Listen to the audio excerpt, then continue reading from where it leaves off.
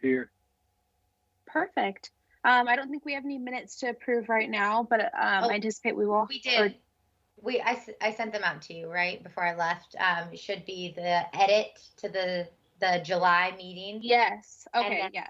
the minutes from our last actual commission meeting. Yes. Yes. I have those pulled up. Yeah. I move to approve them as is. Second. Okay. All in favor, say aye. Aye. Aye. Any opposed? Nay.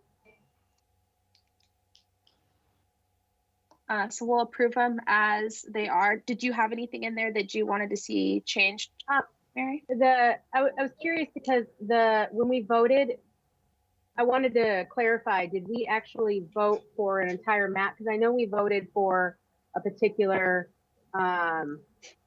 district line. I wasn't able to watch through the finishing of the meeting to verify that we did vote for the entire map. So that's why, it's not that I don't support it, I just wanted to check on that before I voted. Nicole and I both rewatched that one, and we did vote on the whole map. Kind of toward the forward end. with public comment, though, not to be our map. It was to move forward with public comment. Okay. Yeah. Then on that change map. mine to a yay. Perfect. So chair comments, I don't have too much to say other than thank you everyone for being so flexible when we had our little tech snafu on Monday.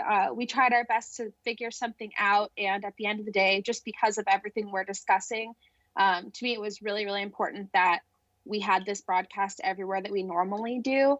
And so we just opted to try and reschedule it. So thank you everyone for being so flexible with getting this rescheduled this week. And so next we'll do staff comments, Nicole, and then I think Ramsey is gonna speak briefly. Yeah, I just want to echo Simone's thank you to everyone for being flexible. Microsoft went down, Teams went down. So if you didn't already have the application on your phone, you wouldn't be able to access the meeting. And so just thank you everyone for rescheduling, and that's it. Ramsey, you're up.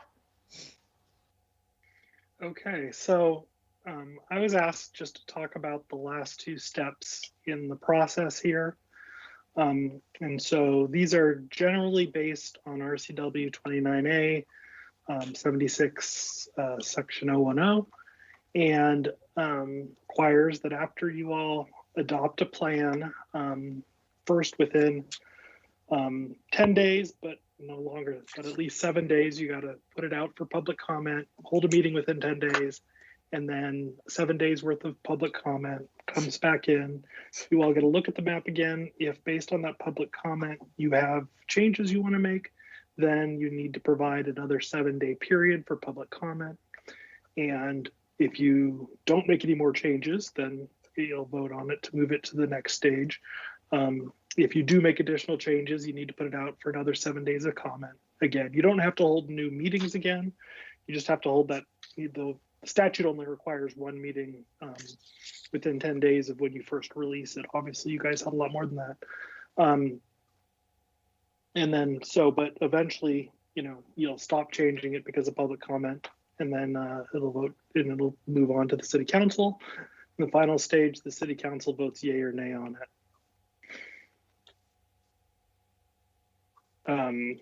Without modification. Does anyone have any questions for Ramsey on that? I think that's what was requested.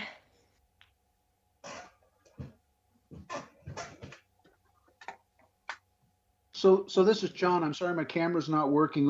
I guess my question is, so the council has final say and they can vote either yay or nay. And if they vote nay, what happens? It's my understanding they can't vote nay. They have to adopt it. Right. That was my understanding. So I was really confused with what you just said. I apologize. I stuck in the yay or nay, despite the fact that your guys' plan just says they must adopt it without modification. That's interesting. I don't know if you can force the council to do that. I'd have to look, but they can't modify it, and certainly the plan here says they must adopt it. So I can look into that question. I honestly. Well, Flora will be back next week too, so we can get back to you, John, on that specific thing next week, because we'll have a meeting on Monday too. So. Thank you. Sorry to add extra confusion here. I just honestly have never heard of something that like this that would require the council to adopt it no matter what. And I have a feeling it's not quite like that. And if it does say that, that's interesting. I don't think you can quite do that, because that is designating the power to a non-elected body to make a final decision. I don't think that's constitutional, but we'll see. Sorry for adding extra confusion about it, but any other questions? So now that I've confused everything, this has been just, and I'm just saying that if they were to reject the plan, it would be because we didn't deliver, because that option is definitely available. Then they would select their own. No, I don't think they get to modify it. I think no, maybe it they was can the process. They can. I'm saying, Ramsey, that they can reject the plan. If they reject the plan, it would be the same as if we didn't deliver to them on what is it? November? Is it November 4th? I think 4th. We didn't deliver to them a plan by November 4th, and if they reject it, it's a non-acceptable plan, and then they'd have to choose it, because that would be the same thing. Okay, yeah, no, I'd have to look back at the charter amendment. That would make sense as well. I'm curious on this now. I'll get back to you guys on this, because now I'm curious on this must adopt provision, because that it may even be what the charter amendment on this says, but doesn't sound a right to me for it. But so sorry, I can't do the one thing you guys asked me to do, but I will get back to you on it. So, thank you. So we'll Thank move you. on. We'll move on to item 1, comments from the commission. Nicole, do you want to give a little overview on what everyone should do during this section?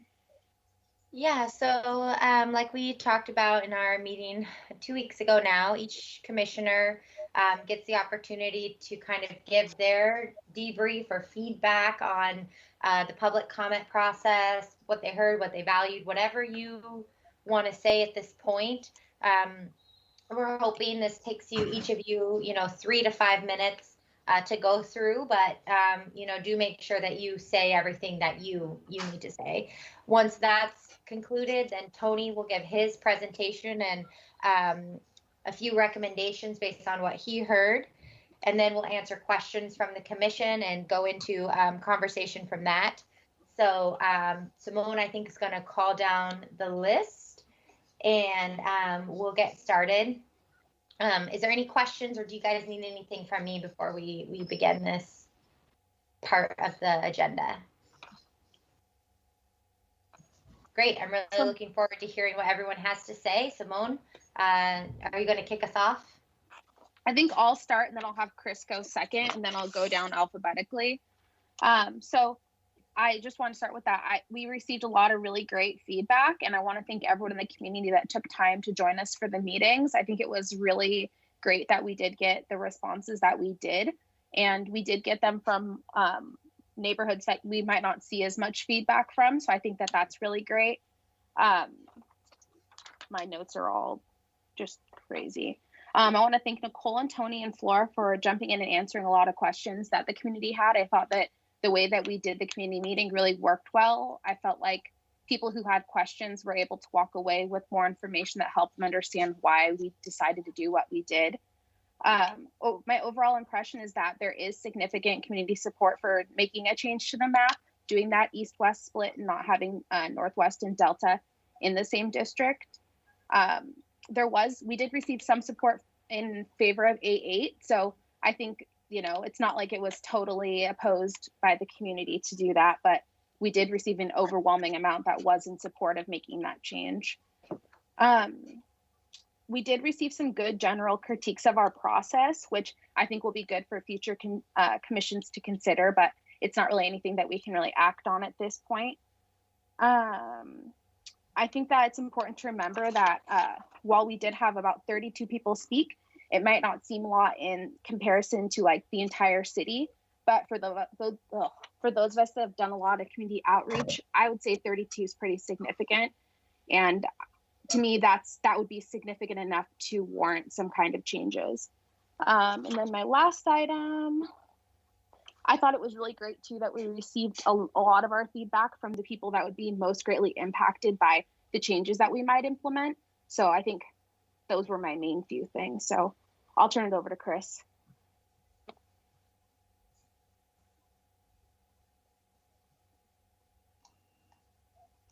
Okay. So it's been a long week or two of stewing in my own head, and I've kind of gone back and forth of my thoughts and what I want to react to and how I want to speak, and it's tough. I have a kind of a different take on it. I was actually pretty disappointed in the participation. I thought we got a wealth of people, as expected, from Delta and some of those neighborhoods that really had an interest in some of those things to say, which is fantastic. But I really would have loved to hear more from different neighborhoods across the entire city. So personally, I'm left with, like you said, like Simone mentioned, we got a lot of good feedback and things to think about, and we did get some support for the work that we've done. But I'm not certain what it means that we didn't have more participation. Does it mean people think that we got it right and they didn't attend? Were they not aware of it? Were they not interested? Do they not care? What does that mean? And so I'm struggling a little bit with, I think we already knew about the sentiments that were largely expressed through the written comments and through our own conversations. And I guess I'm wondering, I certainly want to consider that feedback, but is it truly representative of how the entire city feels? And I don't know the answer to that. The other thing that I don't want to dive too much into it, but considering all of the public feedback, which I consider the newspaper articles that have been written, the things that people have written, spoken about, social media, all the things that are going on, I felt like the tone of it was really negative and disrespectful in a lot of ways, and that's really disappointing to me. These are a lot of people that we all live with, that we work with on other commissions, and it's disappointing to have the integrity of this commission brought to question because people don't agree with what we've done. And I think in a way it kind of detracts from a lot of the message when it's sort of shot out of a cannon at us, and so again, doesn't mean I'm not willing to consider it, and I'm looking forward to discussion about it, but I was disappointed in that part of it personally. As far as the feedback itself and the majority of it being around Delta, we got a lot of flack for waiting for public comment, and I can understand that perspective. Personally, I can't say that I learned anything from that feedback that was completely out of my mind or was a surprise for us.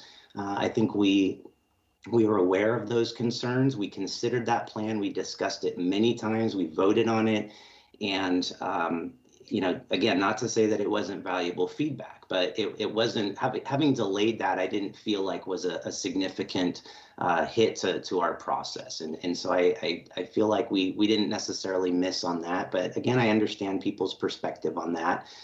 As far as the map itself, all the things that I've read, talking about the dividing along Broadway, the keyword there for me is divide. And the Everett that I want to think about and the map that I think we've created is more about unity. And I really, I have driven around the city. I have seen those neighborhoods, And I'm really with what Kari has said on a lot of these calls, is I think that those two neighborhoods do have a lot more in common than they may be aware of or want to acknowledge. And from someone from the south end of town, we have really struggled to get the type of engagement that both of those communities have. And I've been doing this for a few years, and I look at what Delta in particular has done, and I think it's amazing. I aspire to that for our neighborhood. I love my neighbors, but people don't want to show up. People don't want to get involved with this. And I think that showed as part of this district process. So from my perspective, I would love to be paired up with Northwest. I would love to be paired up with Delta. I think you guys got it going on. And I mean, that's like getting Russell Wilson on your team for me. So I understand all the feedback. I don't necessarily disagree with it or agree with it. And I think the key takeaway for me really was not something I heard from the public itself, but was one of Tony's remarks in response to those. And that was one of the key components of districting, really is about the representation of the person that's elected. And if you take a glass half full view of that, they should want to support their entire district and all of those communities and bring them together. Even if you look at it more pessimistically, they have to. I think in order to get the votes, you can't just side with your part of the neighborhood or you're the people that you are maybe perceived as being representative of. That is even beyond that, as far as just the numbers, Riverside and Delta have been paired together. Those are communities, I guess, of interest, as we've learned, and they're together in our map, and their numbers vastly outweigh Northwest. So just purely on numbers, I'm not convinced of that argument. So again, I appreciate all the feedback. All of that said, I am open to this conversation. I'd love to hear some other perspectives and be convinced otherwise, but those were my thoughts on it. So I'm being honest, and I appreciate the opportunity. Thanks. Thank you, Chris. So now we'll go alphabetically. So Mary Fosse. Okay, so I looked at all the different public comments, and it looked like, including the forums and the written we have, it's about 95 comments that we have from approximately 70 different people. Some people didn't reply with their last names, and my list might be missing a couple of the foreign people, but that's approximately what we have, about 95 public comments in some form, about 70 different people participating. And that does not include the recent council of neighborhoods, that's excluding that. And I thought it was kind of interesting, around 63 of those comments specifically mentioned the Delta, the Riverside district or something so that's actually a really large portion of that. And only 10 responded in favor of our current plan. And I know you talked a little bit about the activism and everything in the Delta neighborhood and what we kind of aspire to, but I want to be clear that I am chair of the Delta neighborhood, and we purposely stepped back and did not endorse or do any sort of rallying up that we generally do as an organization on issues pertaining to our neighborhood. And so that happened were specifically of neighbors speaking their voice. And I thought it was pretty amazing that so many stood up and spoke. But usually when it comes to things like the Asarco cleanup and other stuff like that, that had been an organizing force of our association pushing that forward. So that was not us pushing it. And it's still pretty amazing the variety of responses that we got. The Council of Neighborhoods vote that came forward, that was pretty recent. So I do think that also needs to be discussed, because previous discussion about the Council of Neighborhoods, the assumption seemed to be that those were representative voices of the different neighborhoods in the city. And they are saying that we should revisit that and look at it, and look at the river district. So I think that's something that we have to take into consideration and take a look at that. I know it was recent information that came out. I'm not even sure if it's posted on the district page yet. Another one of the commenters had talked about detailed information, stuff that I had also asked for previously. And I don't know if Tony is going to address the email I sent about my analysis of that. You are? Okay, so I can save my analysis of that voter information for later, and some of the things that I found on there, and some of the anomalies with the different data.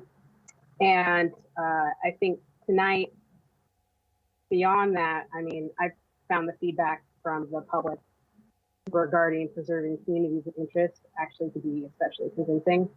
And one commenter, I wrote down the quote of what they said, and he said, "I would therefore like to amplify the voices of the residents east of Broadway from Delta to Lowell who understand that the current configuration of districts 1 and 2 will remain a political imbalance stemming from the cultural and economic capital that Northwest neighborhoods yield. A district that has a boundary along North Broadway that joins Delta, Riverside, Lake Champlain area, and portions of the Port Gardner with all or portions of Lowell will ensure that historically disenfranchised residents with similar needs and goals will be more effectively represented on the city council." That one in particular struck home to me. So I hope that the commission is really open to listening to feedback that was provided going forward, because that's what the commission is about. We waited to get our feedback till the very end and we got it. And this is what the public has been saying. So we really need to figure out why we are prioritizing compactness, especially over communities of interest, and why we started off on that foot and why we're continuing that way. And if communities of interest is going to take a little bit more precedent. I did mention in my previous email when I sent it to Nicole that I know a lot of the concerns about elongated boundaries and the way the map is drawn. If you look at our congressional districts, they are also in that same matter. They're elongated, and so it doesn't really make the compactness of our elongated city. It doesn't look that, I think there's not a huge disparity between that. So I don't think we should keep that in mind when we're looking at it. But that's all what we decide to prioritize. So I'd like to hear what the other commissioners have to say on the subject. Thank you, Mary. Jim Langus? Sure, thank you. We approved Plan A8 as the basis for the agenda during the 6 public meetings, which Flora and Simone confirmed. We may all approach the scope of this 6 or 7 minute overview differently. What's important to me is that we have a 2-hour meeting scheduled this evening with the purpose to revisit this plan. And my comments later this evening during the formal discussion will be centered primarily around Plan A8.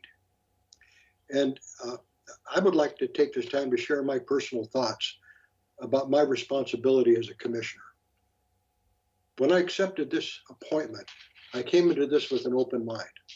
I had no parochial bias, and I still don't.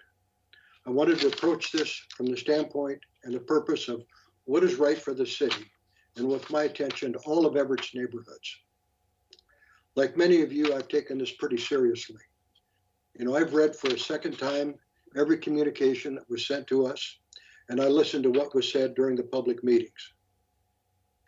I stated early in this process that I would adhere to the guidelines and the basic rules. I referred to communications with Mr. Spitzer in the city of Everett prior to the city council making the appointments to this commission. Mr. Spitzer is a respected attorney. He's a University of Washington law professor, and more than once, Mr. Fairfax has also presented us with specific guidelines. I'm going to continue to follow those guidelines, and I have no special interest except to support what I believe is right for all the neighborhoods in our city. You know, we know what these guidelines are because they've always been a priority for us. Each district has to be equal in population. Districts, to the extent possible, coincide with existing natural boundaries, and to the extent possible, to preserve existing communities of related mutual interest. You know, Mr. Fairfax and the commission were attentive to communities of mutual interest. with the purpose of preserving neighborhoods as a priority. We weren't, however, able to accomplish that all the time. Precincts, however, were kept intact. Let's recall the decision that we made with Riverside. There were a number of plans that included a split Riverside.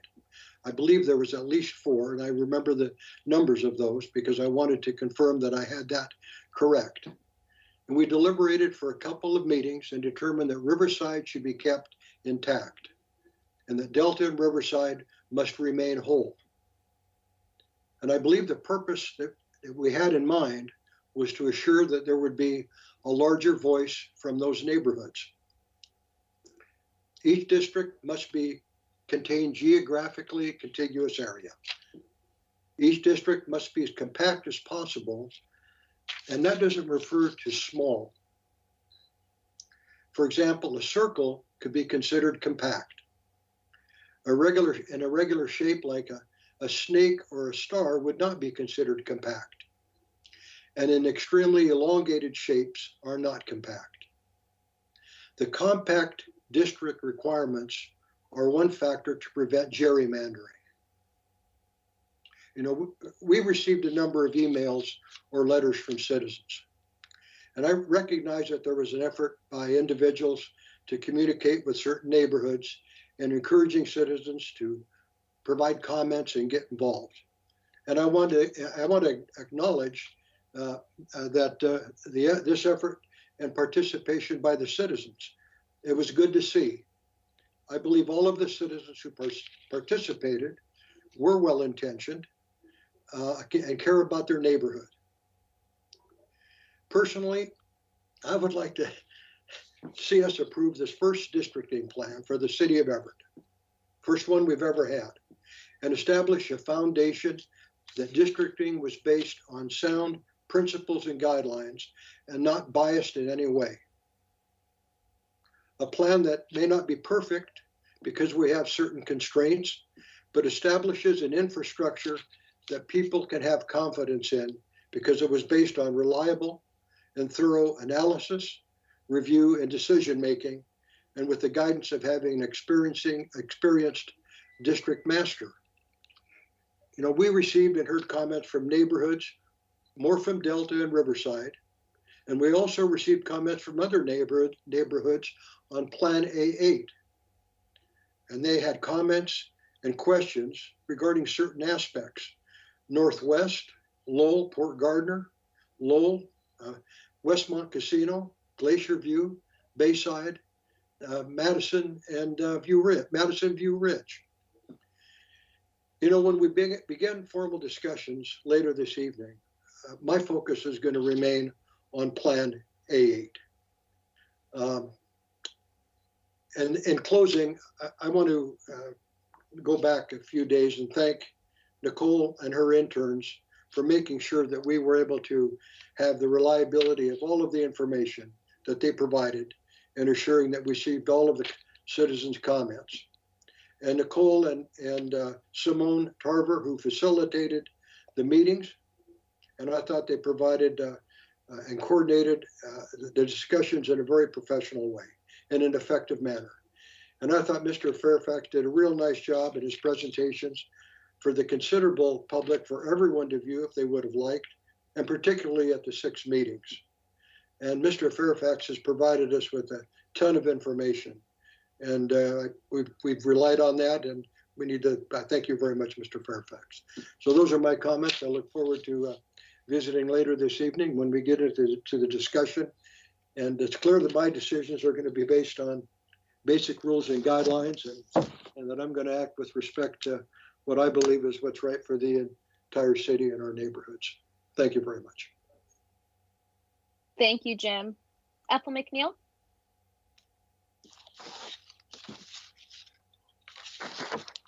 Yes, this is Ethel McNeal. I'd like to say, I'd like to thank Nicole for all the work that she's put into this, and Mr. Fairfax for giving us all the data that we were asking for, and working with the data that we'd given him to bring back the different ways of looking at things, and I just want to thank him. I really appreciate him going through and listening to what we had to say. I think we've put a lot of time into this, and I think we came up with a plan where we worked together on the plan. It didn't favor any one person or anything like that. I listened and to all the comments when we had the call-ins. I read all the comments, and I've read some of those comments more than one time. And I have to say that I think that, you know, we did what we could with what we had. And I don't think it's a good thing for us to look at something and be scared for what we've done or feel bullied to change something that we've done. I think we looked at this thing really thoroughly. We didn't haphazardly go into this thing. We looked at every bit of everything. And I think that I felt for myself, I was looking at the entire city of Everett. How does this work for Everett? Not favoring one neighborhood over the other or anything like that. We have to learn how to work together. And I don't want, you kept the word divide, you know, divided here and divided there. Why can't we come together? That's what I want to see, cohesiveness, where we come together and we work together to where if somebody is going to run for an office in a neighborhood, not be afraid to get up and say, hey, I want to run for city council. And, you know, whoever you're running against, just put forth your best effort there and do your best. Don't look at something to say you want an assured way of being elected to the city council, because if it's done a certain way, you know, you can put yourself out there. That's not what we want here. We want a community that's working together, and we want people of integrity to stand up and represent us. And I think we've done a great job in trying to put this thing together. And I understand the community input. And I think if we had taken and had community input from day one, we'd be right nowhere. We'd just be standing in line, just batting our heads against the wall. I think we had to put something together, present it to the people. This is the very first time that Everett has ever done districts. And I think what we do is we take our plan and we put it out there. You don't know something is going to work or not going to work until you try it. And then at that time, you can go back and critique it and, you know, change things that need to be changed. But I think for right now, we need to move forward and say we put things together the best we could and not feel threatened or intimidated for what we've done, because we didn't go out seeking our own personal interest. And I look forward to comments later in this meeting tonight also. Thank you. Thank you, Ethel. John Monroe?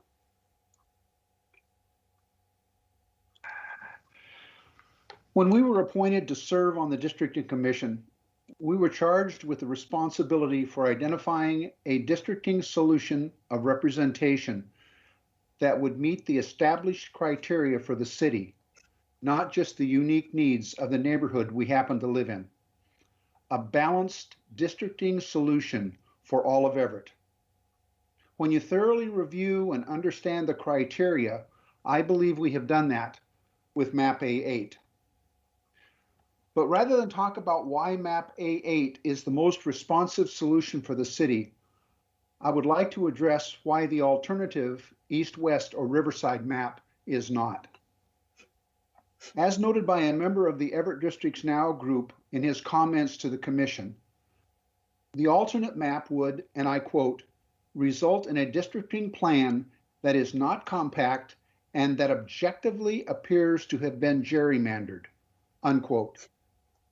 Gerrymandered in this sense means to manipulate the boundaries of an electoral constituency so as to favor one party or class.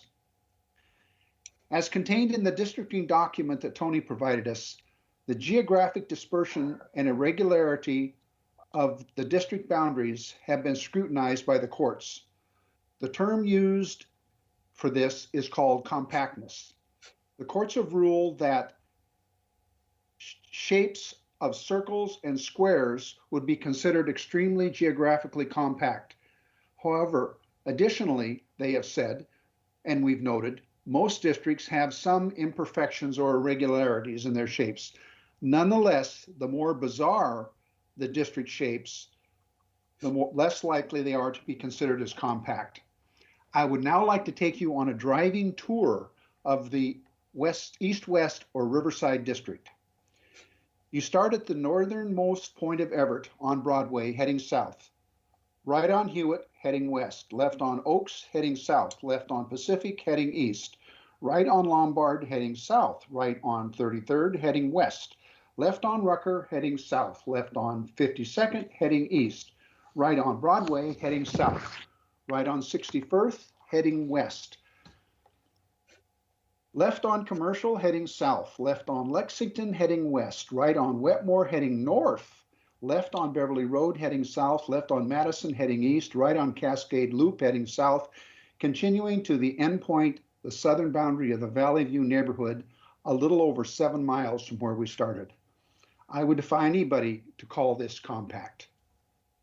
We should also consider any collateral damage that would be done by the implementation of the alternative map. For example, splitting Northwest Everett and Delta neighborhoods would split the educational center of our city, with Everett Community College in the Western District and Washington State University in the Eastern District. Splitting along the east-west corridor would also result in splitting the business quarter on the west side of Port Gardner neighborhood from the business center on the east side. District 3, which had included the entire View Ridge Madison neighborhood, now splits that neighborhood into Districts 1 and 3. And District 3 portion is actually split twice, with the northwest quadrant part of Precinct 51 and the southern portion in District 3, while the center portion is in District 1. District 3 had been confined to the west side of Evergreen Way, but now extends east into Glacier View neighborhood and the Pinehurst Beverly Park neighborhood. The Pinehurst Beverly Park neighborhood is actually now split into 3 different districts: District 3, District 5, and District 2. As noted by several of the other commissioners, one of the other things that bothers me with the alternative map is that we are almost promoting the great east-west divide. With this, the city has become more polarized than ever, which just makes working together all the more difficult. With focusing on our differences rather than what we have in common, we marginalize the best within us.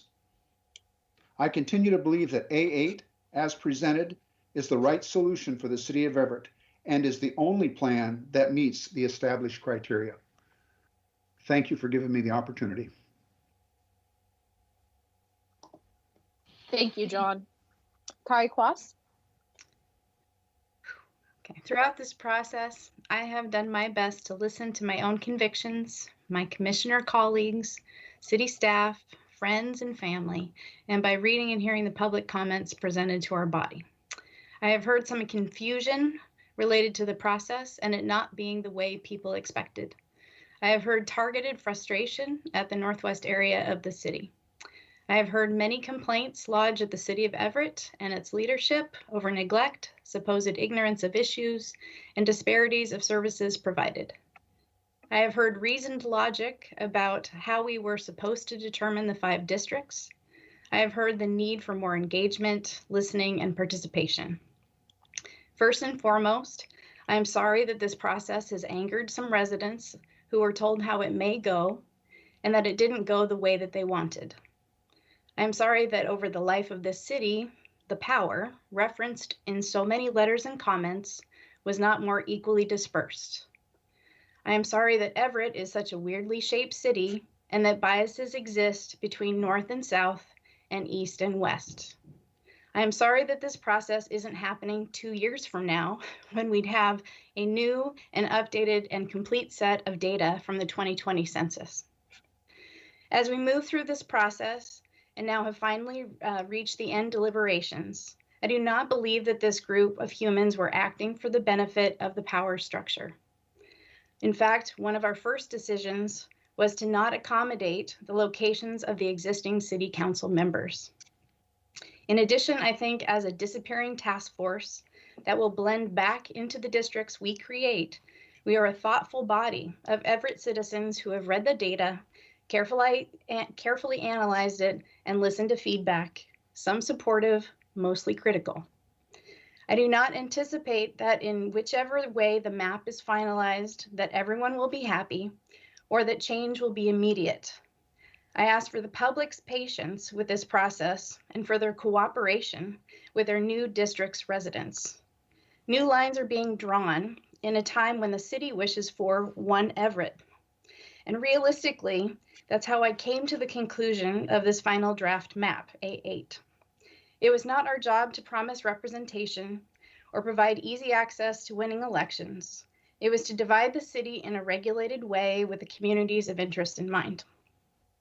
I recently learned of a new holiday in Colorado called Cabrini Day for Frances Cabrini, a woman, which is next Monday, October 5th. As they describe its purpose, they say it, quote, affords us a chance to reset and celebrate a holiday dedicated to things that unite us, encourage us to find common ground, and call us to act with kindness and compassion in our community, unquote. I believe wholeheartedly in collaboration and working together for something. I don't want groups to be merged together against their will, but I'm also looking forward to the future of Everett. Looking to the past limits one's ability to think beyond one's present situation or believe that change is possible. Over time, I believe that Northwest, where I live, will become a thoughtful player in whatever district it is a part. I am looking forward to engaging within that district to collaboratively work on items that matter to everyone. Thank you to my fellow commissioners. Thank you to Tony Fairfax, our districting master. Thanks to Nicole, Pipa, Flora, Ramsey, the communications staff, Jeff, there's so many who have supported this process. And I thank you to the volunteers and the residents who helped steward this new system to the city of Everett. Your work is not lost. Your hours of connecting with residents and educating them about representation has moved their needs forward. I look forward to the deliberations tonight and in future meetings as we need them. Thank you. Thank you, Kari. Ben Young?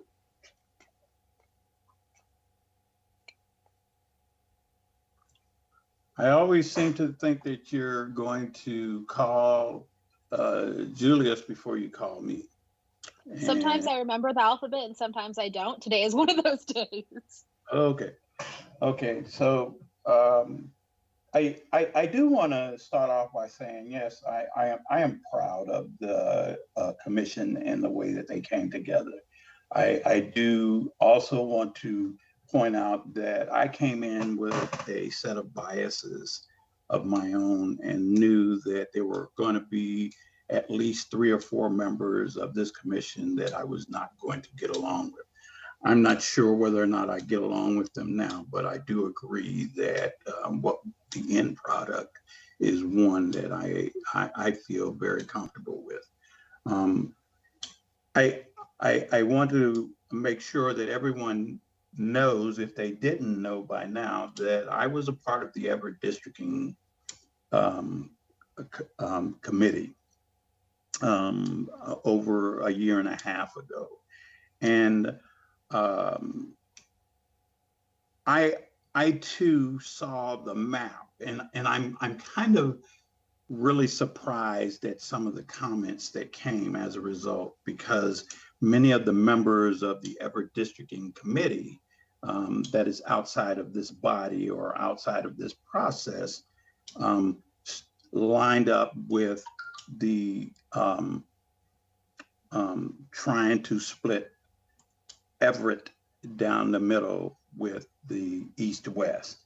And and the reason why I'm surprised, because they did have a map, and they did, as I think it was Jim that was pointing out, one of the comments that one of the principals in that districting committee pointed out was that their map was very similar to A8, whether people realize it or not. And that was the map that they actually were trying to get the city of Everett to adopt. And they said, or at least something similar, because that person that drew the map was a professor at the University of Washington, and he came and arrived at the same decision that we slowly arrived at. Even though I do believe that we should have entered public comment in an earlier process, and earlier into this process, but we didn't. It's water under the bridge now. What we did arrive at, though, I looked at map, I can't remember what it was, that elongated B1 through B4, I think it was, or one of those 4 maps that was a B. And I, after I looked at it and thought about it for a second, without even numbers, I knew that that was a bad map. It was a bad map because it was so strung out that it just created a process that said, hey, this is probably not for the good of Everett, for the city of Everett, because, and understand that I actually am in Valley View, which is at the far end of it. But what we arrived at was what I felt was a more equitable process. And the reason why I felt it was more equitable is because I don't care how you look at it. If you have that, what they are calling the Riverside District, that's 1 council member. There are 7 council members. You have 1 council member, you're still going to have to garner some cooperation in order to make things happen at a council level. And if you just use that 1 council member, you're not going to get anything done because you're going to be voted 6-1 every time. And that's the reality of it. If you're going to be that squeaky wheel, it's still going to be 6-1. And I'm saying here you have, but that's not what we have here. We have 5 districts, 5 brand new districts of 20-some-odd thousand people apiece. It's a lot different from trying to get someone elected at 20,000 than it is from 120,000 people. There's a big difference there. And because of that, I'm really in support of the way that we divided the districts, because it gives, when people look at it in a reasonable manner and in a logical manner, even for that way, they will see that it gives them a better shot at true representation in the area in which they live. True representation, because any person that you elect has to represent all 20,000, not 4,000 or 4,000, the 4,000 that represent the Northwest District, or the 3,000 that represent Lowell. They have to represent all 20,000 members, or they won't be around very long. And that's the point of, that's the whole point of the districting, is giving us an opportunity, everyone, an opportunity to choose people from our community. And I think that we did that. I do want to recognize that the comments that were made, they were very strong comments. But just as has been said earlier, we actually knew those comments existed before, and we were addressing them all along, because several of us were getting comments from the public on a one-on-one basis. And it was important for us to actually bring them back to this body and kind of express those opinions. I believe I did on several occasions. And we weighed that.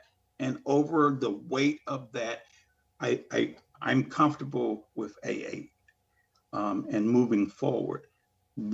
If there's further discussion on it, we can redraw the lines, but I do not believe we're going to ever be able to redraw the lines where it's an east-west deal and make it reasonable for all 5 districts.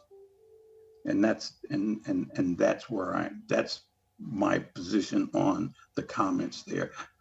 I do like the I do like the input, but I think that same passion from those folks that came, they can get elected exactly who they want to be elected because they have the passion and they were the only ones that commented. They were the primary ones that commented. So they know who's going to represent them and they can get that person, someone that represents them, elected in all 5 districts. Thank you, Ben. Julius Wilson? I want to thank everybody, so many people that made this happen. So thank you, everybody participated and spoke and emailed and like I said, just so much. About the I would have liked to see. I'm just gonna repeat. I know I go last, so all the commissioners say all the good stuff, So I don't really like to repeat everything everybody else already said. I'm just making it real short. I'm having a hard time hearing him. You guys hear him? Yeah, Julius, is there a way you could speak up a little bit or move your speaker closer to your mouth? It's a little garbled. I want to make sure that we get all your comments. Okay, can you hear me better? Hear me better now? I mean, I can hear you. Just speak loud. Okay, all right. Yeah, we got a lot of comments from mainly one area, from one neighborhood. I would have liked to hear from other neighborhoods, hopefully next year when the city redoes does districting. Maybe more people, I've been informing people about it, so maybe more people in my neighborhood will comment, things like that. Maybe they may have some things they want to say. Also, I don't mind looking at the maps, at the new configurations. I don't think we talked about the Riverside being, like the river community. I think somebody emailed it, worded it like that. I would like to look at that. I don't mind looking at that. Not spending a whole bunch of time on it, but it may be something. It may be something there. I don't know. But I'm happy with AA. I'm very confident with AA because AA, from my point of view, from anybody, like Ben said, if you just look at the map, you will see that somebody tried to make it proportion. They tried to make it equal. Even if you don't even live in Everett, you don't even know anything about maps. So just based off of that, you see that somebody is looking for the overall betterment of Everett.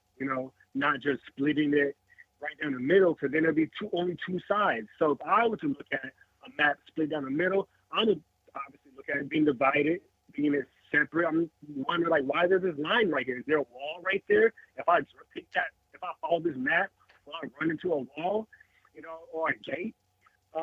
So that's just like I said, you just look at it, just with no bias.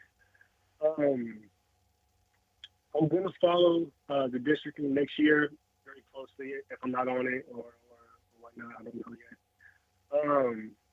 I'd like to see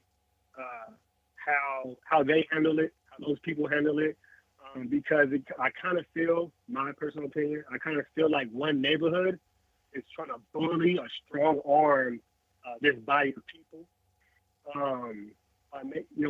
Trying to bend us to their will. In which will, if for whatever reason we did do that, we'll be breaking so many laws and just, staining our character, as individuals, just being on the wrong side of history. It would just be all bad, in my opinion, for me, if I were to split, the map down the middle. But like I said, we look at the Riverside, from the comments of the Riverside, if that changes it to where somehow, I don't know, I'm not a map maker, but if we look at that and it changes it somehow or gives us another point of view that we wasn't seeing from, then I'm more, if the body wants that, I'm for that. But I doubt that's going to happen, but we'll see if the body wants to look at that information. And I don't think that any map's gonna make everybody happy. I think 10 years from now, I think when they do the redistricting next year, they're gonna just keep the same map. And then 10 years from now, the city's gonna be so happy that, you know, us and the group after us did such a well job. And we're just sacrifice sacrificial lambs right now, and we're just being crucified. And that's what happens when you're the first. When you're the first of anything, you're gonna get crucified. That's all I would say. Thanks for letting me speak. Thank you, Julius. So now, are we going to do Tony's presentation?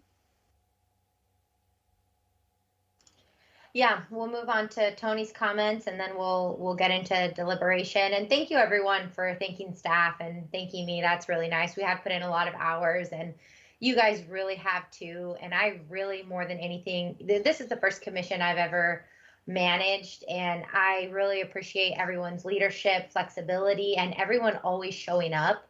That has meant so much to me, and to manage a commission that is so serious and to have so many people take it so seriously and really give the time and energy it deserves, it really means the world to me and, of course, the community. So I just wanted to say that. And with that, Tony, take it away.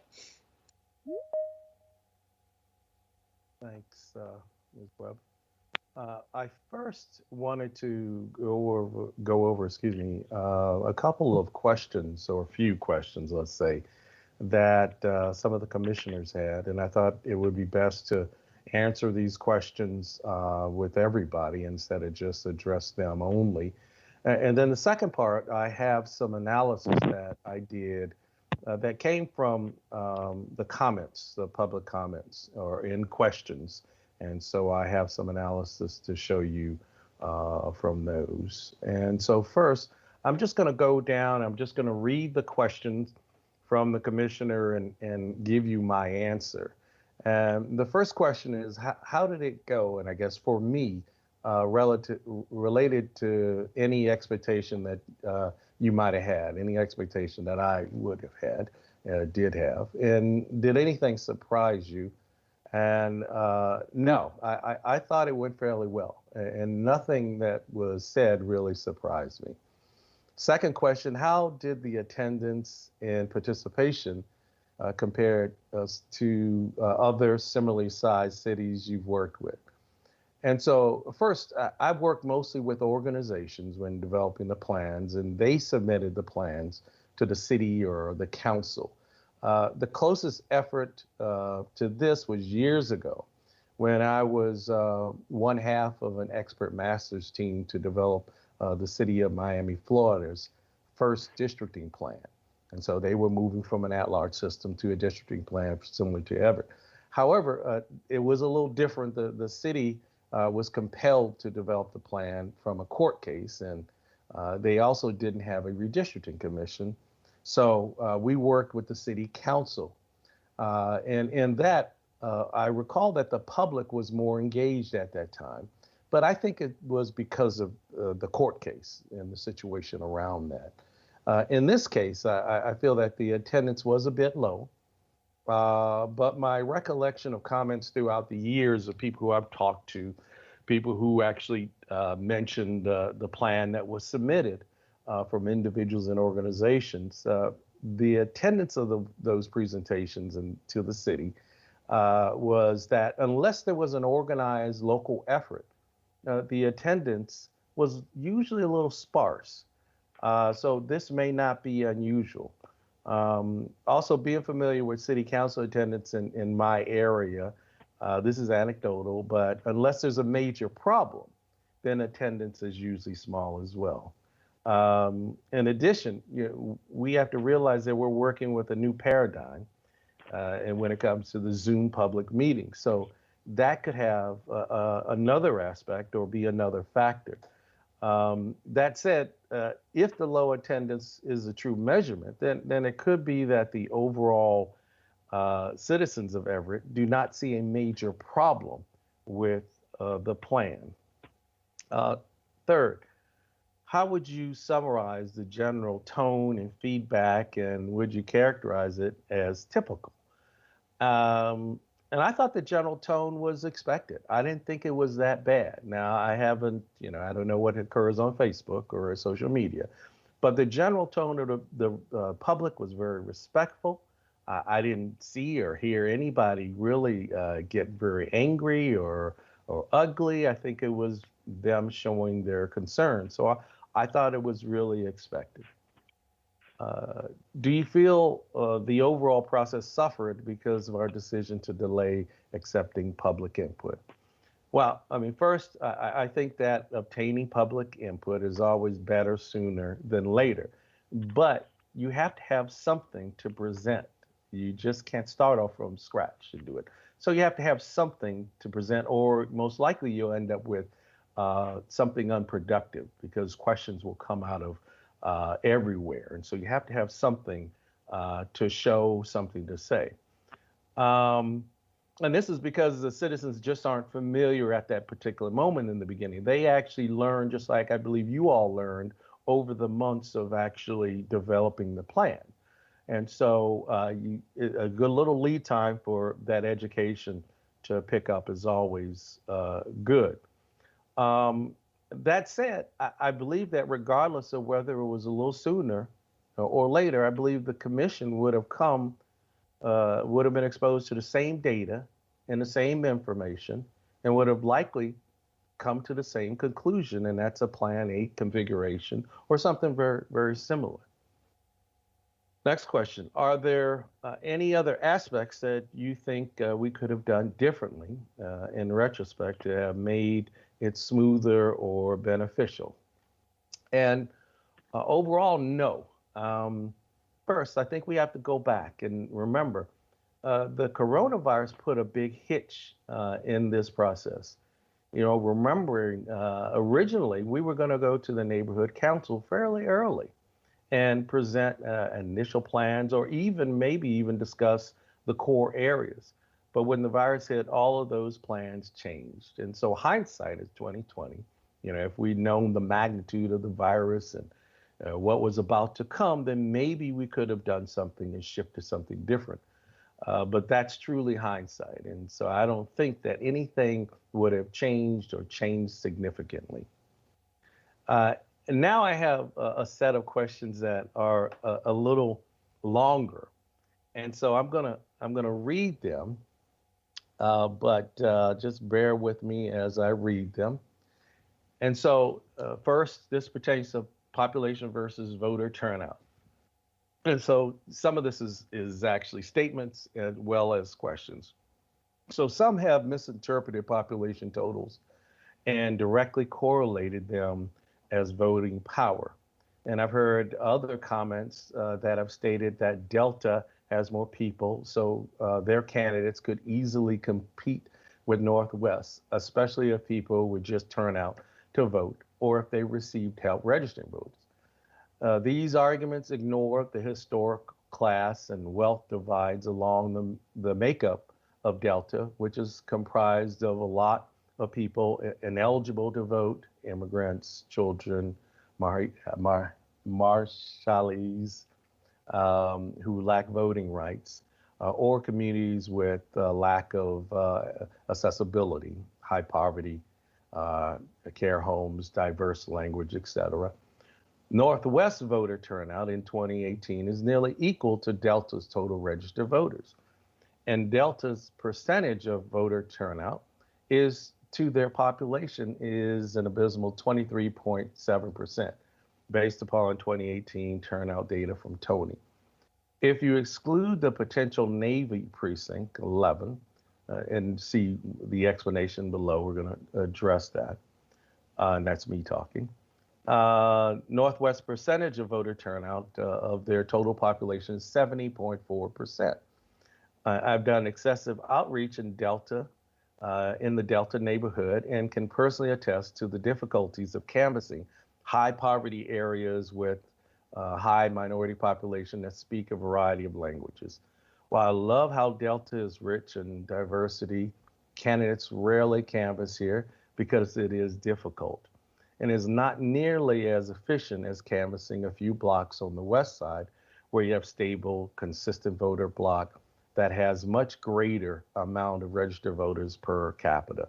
86.3% of Northwest, that excludes the precinct 11, is registered to vote, where only 40.4% of Delta is.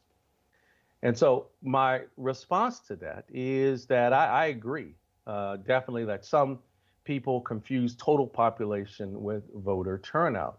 And that's why when we did the analysis, we use turnout. We don't use total population. And yes, there is a lower turnout percentage for Delta in Northwest Everett. And regardless of that, I incorporate the low turnout in analysis. And you can't, finally, I'm going to probably say this again, you can't just compare Delta to Northwest Everett. You have to compare Delta with a district that is in Northwest Everett and Delta that's with a district that isn't, that's going down south, for example. You have to compare the whole district. And the reason for that is, let's just say that Delta and Northwest Everett formed a district, or Delta in Riverside formed a district, and Riverside had the same demographics or data aspects as Riverside. It would make no difference which one you would add Delta to. Delta still would be low in turnout compared to Riverside if Riverside had the identical aspects of Northwest Everett. You have to look at the complete district that you're including it in. And so here's the second part, or second question. In my opinion, Tony's correct that when you look at the district level voter turnout, that there is not a significant enough distinction between Delta's voting power and combined with the separate plan. But I am not convinced that this data clears up anything with regards to the concern of historically disenfranchised neighborhoods having a more equitable chance of success, having a candidate elected from their own neighborhood or side of town.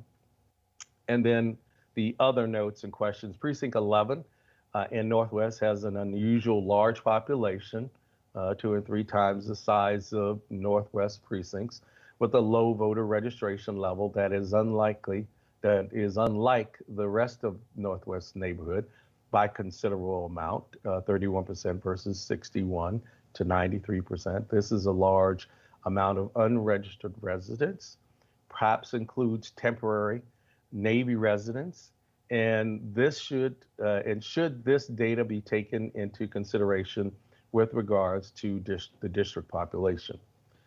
And so once again, you do have to compare Delta to the whole district, district, to answer the first part. The second part is Precinct 11, yeah, most likely includes Navy residents that tend to increase the total population, however, do not vote or may vote somewhere else, let's say. And so many military persons are counted at the base location, however, vote at their home residence, which may be somewhere else. So the population seems higher, but they vote somewhere else. And this is why, once again, that we look at turnout, because it doesn't matter of those conditions, what are the voters, or who are the voters, and how many voters turn out versus just looking at the population. And so when we're looking at turnout, we've stripped away all of those aspects. And we looked at turnout in analysis, and I looked at turnout again in the slides that I'm going to show you. And so that's why you look at turnout, because it strips away population, strips away registration rates, and looks at the people who actually turn out and vote. Last, I think, is Precinct 20.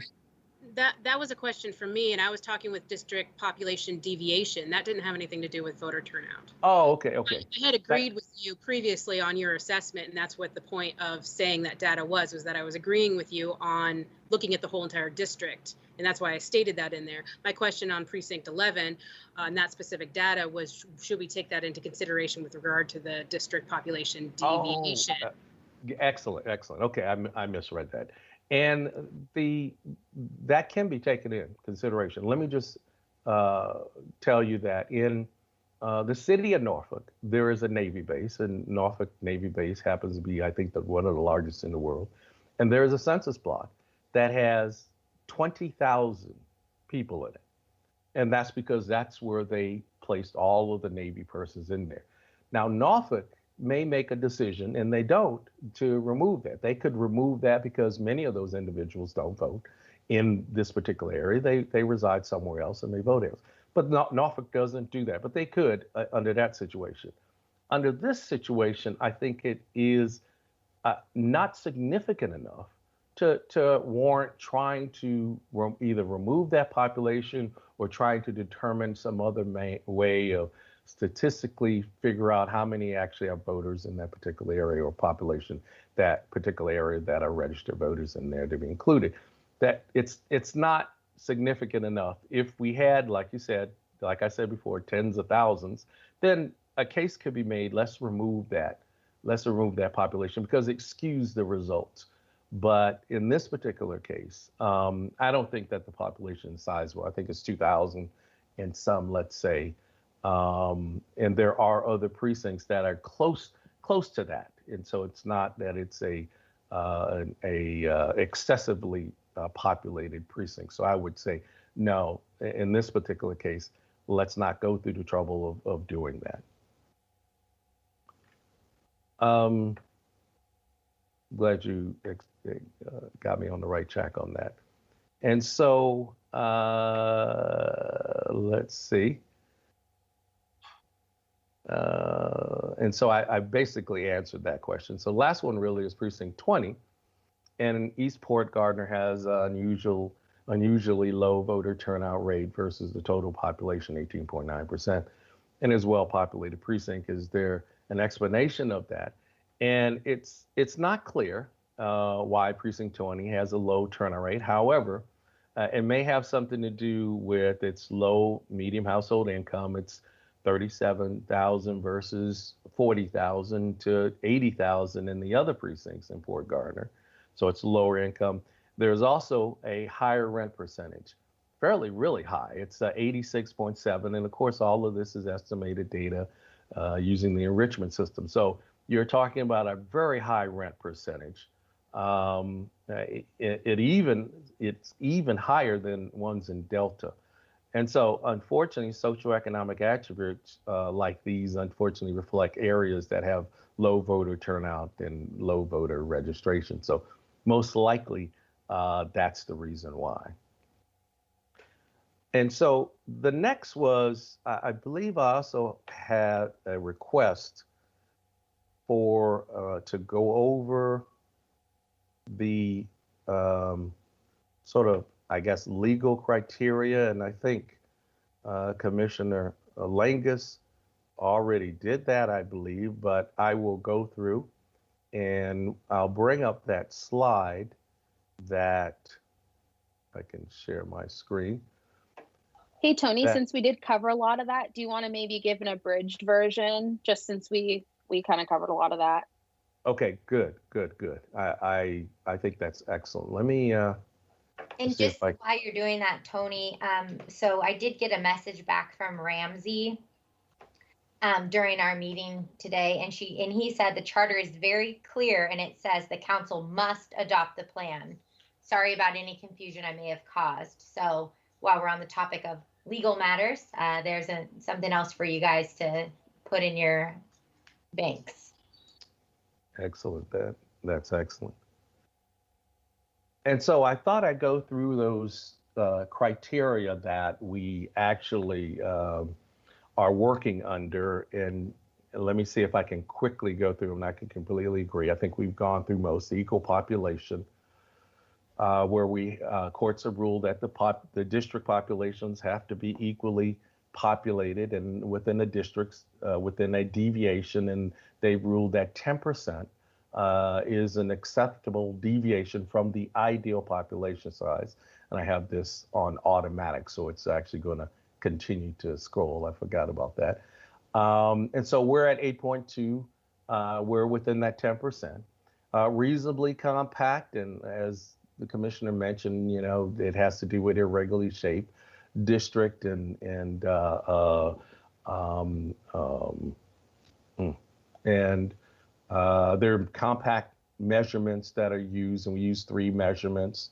Remember, I looked at the state legislative districts, and all of the compactness measurements fell within the upper and lower bounds of the state legislative districts. And it is a little apples and oranges, but most of the time you would look at the previous districting plan and compare those measurements. We don't have that in this particular case, or other district boundaries that you would have.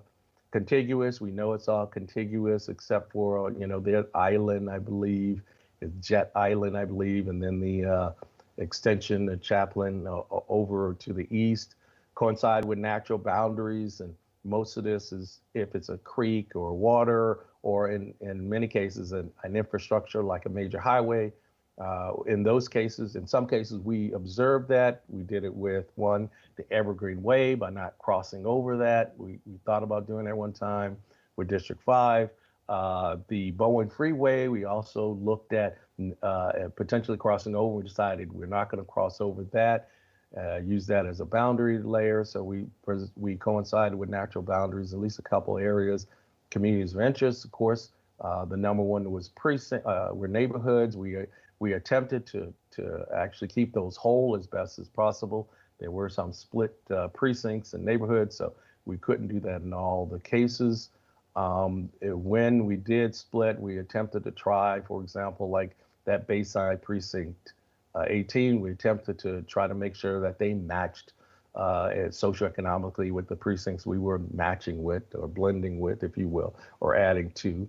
Not favoring or disfavoring any racial group or party. We didn't use any political data, partisan data. We didn't discuss actually minority population, except for the fact of Westmont. We wanted to keep an eye on that, making sure that we did not crack that population.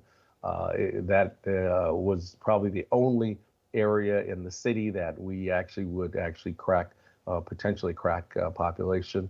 And then, of course, minimizing political subdivision splits. We kept the precincts whole.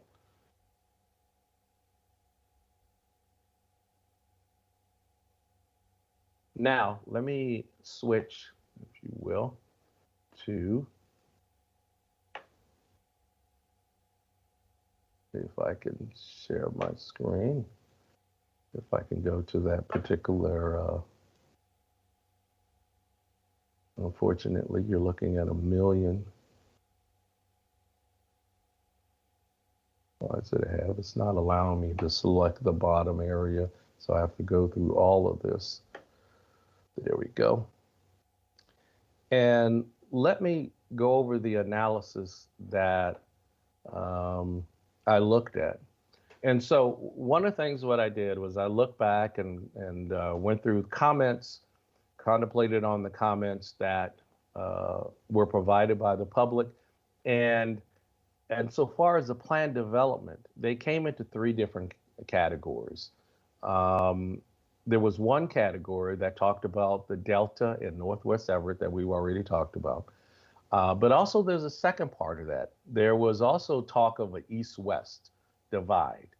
And so that's a second one that's addressed. And I put these 2 together. I could have separated, but I put the 2 together. But I looked at the analysis on both of those.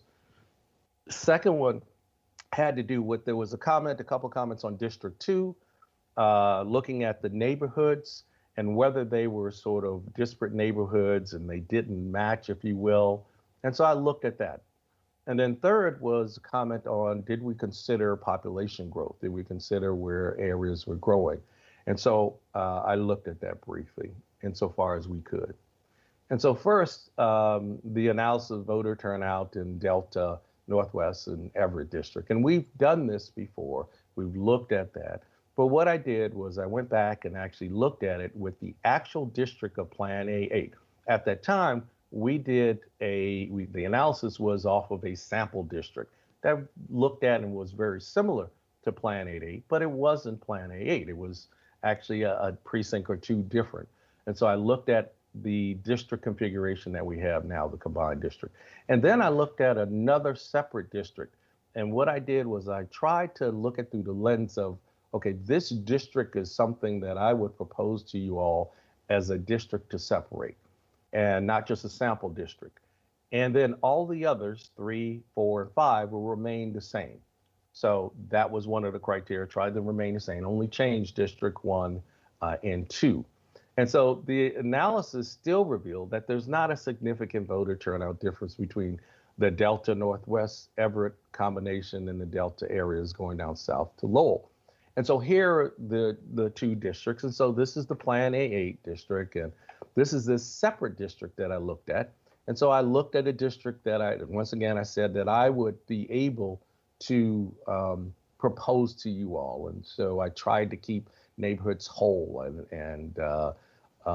but we still extended down all the way to Valley View in this particular case, and looked at the analysis. And the turnout difference of those two districts are basically the same as it was before. And so, and that means that when you look at the 2018 election, there was only a 275 more individuals turned out in the combined district of our Plan 8. And in 2019, there was only a 392 voter turnout difference in that combination district. So regardless of whether you merge Delta with a configuration like this or Delta with a configuration like this, the turnout basically is going to be relatively the same, that 275 difference. So it's not going to change that much. The other thing, I think I might have mentioned to you this, the compactness exceeds the state legislative districts for one measure. As you mentioned, it's not an apples to apples, but when you compare the compactness measurements of this district right here, one of the compactness measurements exceed the state legislative districts. One of the compactness measurements outside the bounds, if you will, of the state legislative district. It's just one, but it does give you that sort of indication that this is a non-compact district, or leaning toward at least something that's non-compact. Now, here's the other thing. Do you want to wrap it up with maybe one more thing, one more quick thing? So we still have our discussion. I think we're going to need some time for that.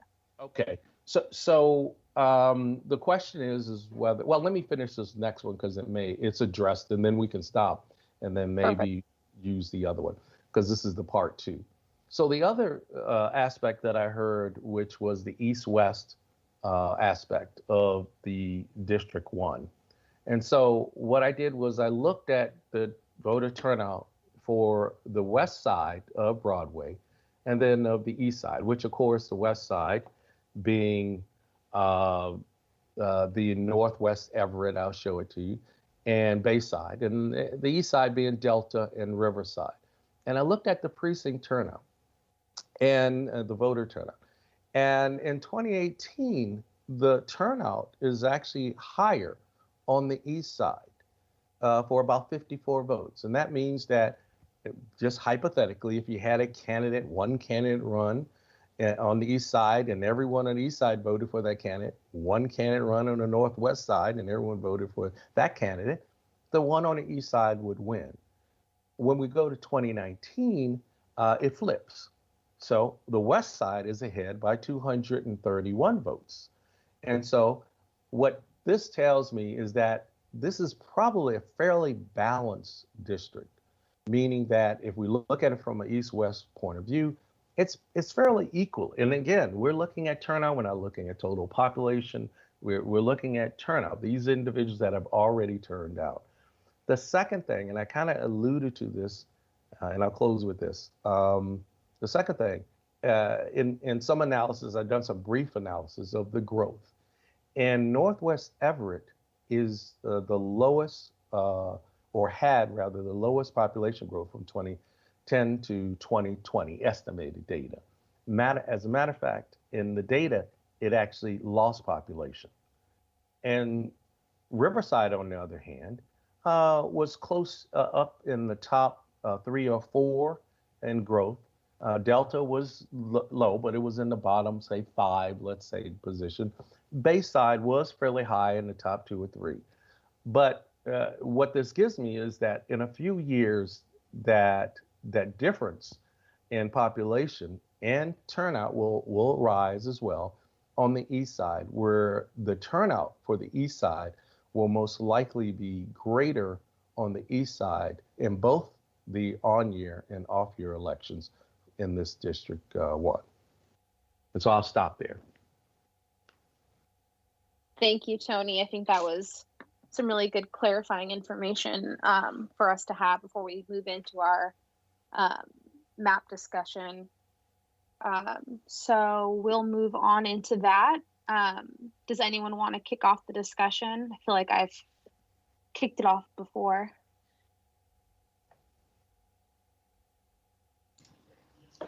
I want to ask just one question.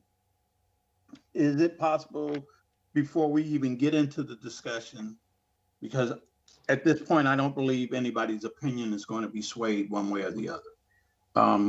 But should we take a straw vote to see, because I believe that the biggest question is the east-west question.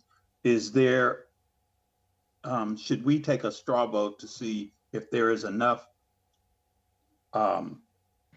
persuasion to actually want to go in and change that north or that Delta district to a Riverside district? I think that's a good idea, Ben, and we can just make a vague vote on, do we split or not split Northwest and Delta, and then depending on how that goes, we can decide how and what that looks like. I think that's how the vote should go. The vote should go, should we just stick with what we are having, or should we even consider the other option and discuss what people have voiced concerns about? Because I don't think right now we should be voting on either map, because then we just completely negate any discussion, further evaluation of the map, the Riverside map that people were asking for. Can you, I'm not sure. Wait, what are you asking to vote for, Mary? What's the difference? I'm sorry, I don't understand. People are not whether they support a map, but whether they're actually interested in looking more in detail. Because when we previously evaluated the separation map, I mean, like, that's why it wasn't even really publicized, is because we didn't go into detail. We didn't look at precincts. And I think that even if we don't end up going with it, we owe it to the public for the amount of response that we've had it, especially with now the Council of Neighborhoods just voting in agreement that that's what they want to see.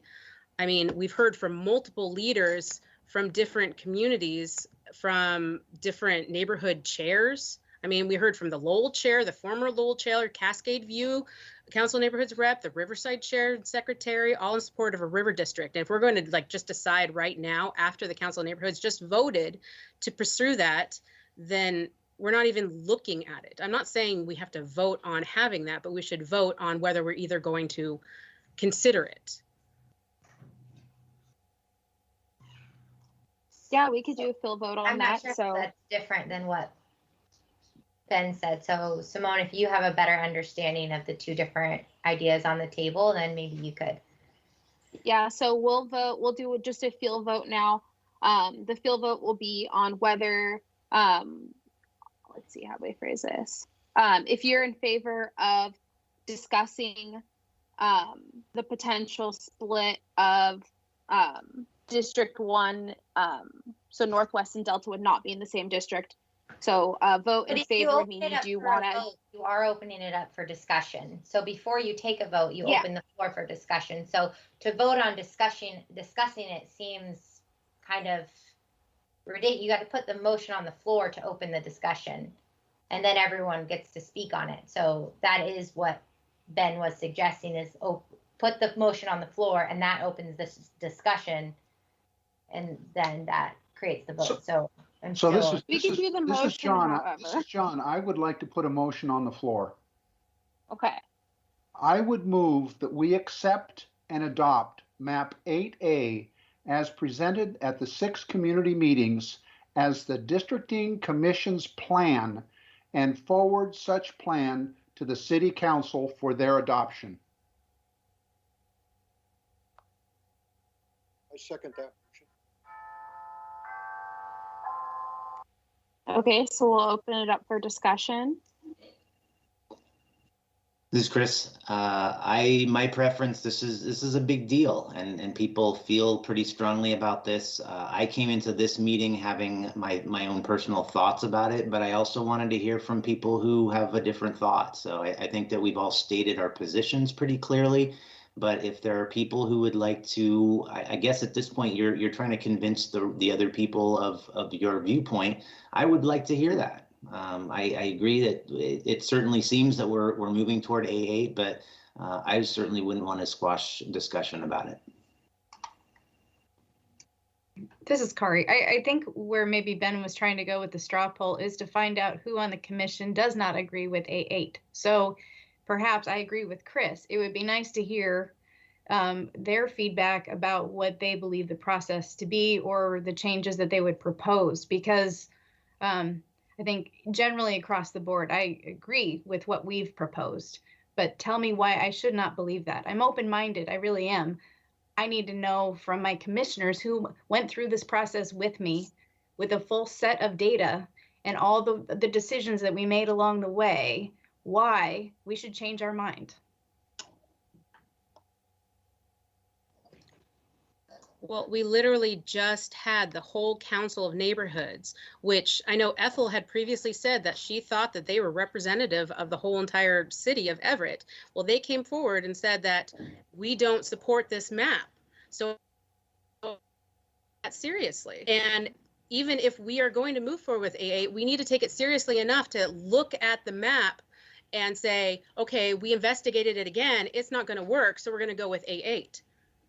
I mean, have we tried adjusting the lines as we did with the other map? Have we looked at the deviation and how if there's any way to adjust that to accommodate all of these peoples and leaders of their neighborhoods that are saying this doesn't work for us, this is not within our community, interests. I mean, we haven't even dove into that idea of the map because we just nixed it from the get-go, and we did that without getting public comment. And now we got public comment saying, hey, our neighborhood doesn't like this, or I don't personally like this. And it's not just from Delta. Like, we literally have leaders from multiple different neighborhoods and lots of public comment that's come in, and the whole council of neighborhoods saying so. They're saying, look at this map again. So I'm not saying we have to adopt a different map or nix A8. I'm saying we owe it to everyone that voiced their opinion that we need to reevaluate that and look at it and then have, a discussion about it. Can I say something? Mary, you're talking about the Council of Neighborhoods, the entire Council of Neighborhoods. That the person who is over the neighborhoods, did they take it back to the members of in the neighborhood and ask them? Or are they just speaking for themselves on top of their heads? Was it taken back to the whole group? And I think right now what we're saying is that, we've spent a lot of time on this A8, and we've looked at everything. We've listened to all the comments. We've spent a lot of time here. So I think that, I don't think we're ignoring anyone. I think we've listened to all of them. We've read the comments, and I have read those comments more than one time. I would say for me, what I mostly take issue with right now is that the majority of our body is saying that they know better than the people that live in those neighborhoods what they need and what would be best for them. I think that people in Northwest, the two comments we received from Northwest were both in favor of not combining Delta and Northwest. And then we received that overwhelming amount of feedback from Delta. And I just think that the justifications that we're providing right now, they make a case, but to me, those justifications aren't enough to make the community feedback moot. So I think it's definitely worth discussing that further. At this point, I think there's enough support for AA. I think that it can move forward. And if that's the will of the commission, I'll go for that. But I think we'd be doing a disservice to the community to not really discuss that a little further. Simone, if I could step in, say this,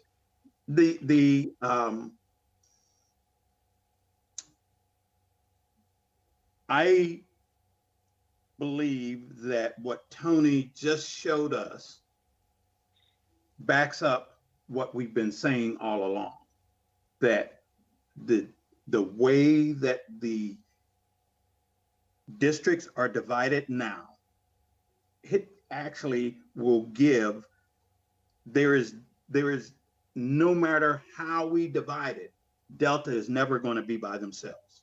Delta is never going to have a strong voice. They're always going to be combined with someone, no matter how you divide it. And they're talking, and it is based upon what Tony, or to re-emphasize what Tony just showed us.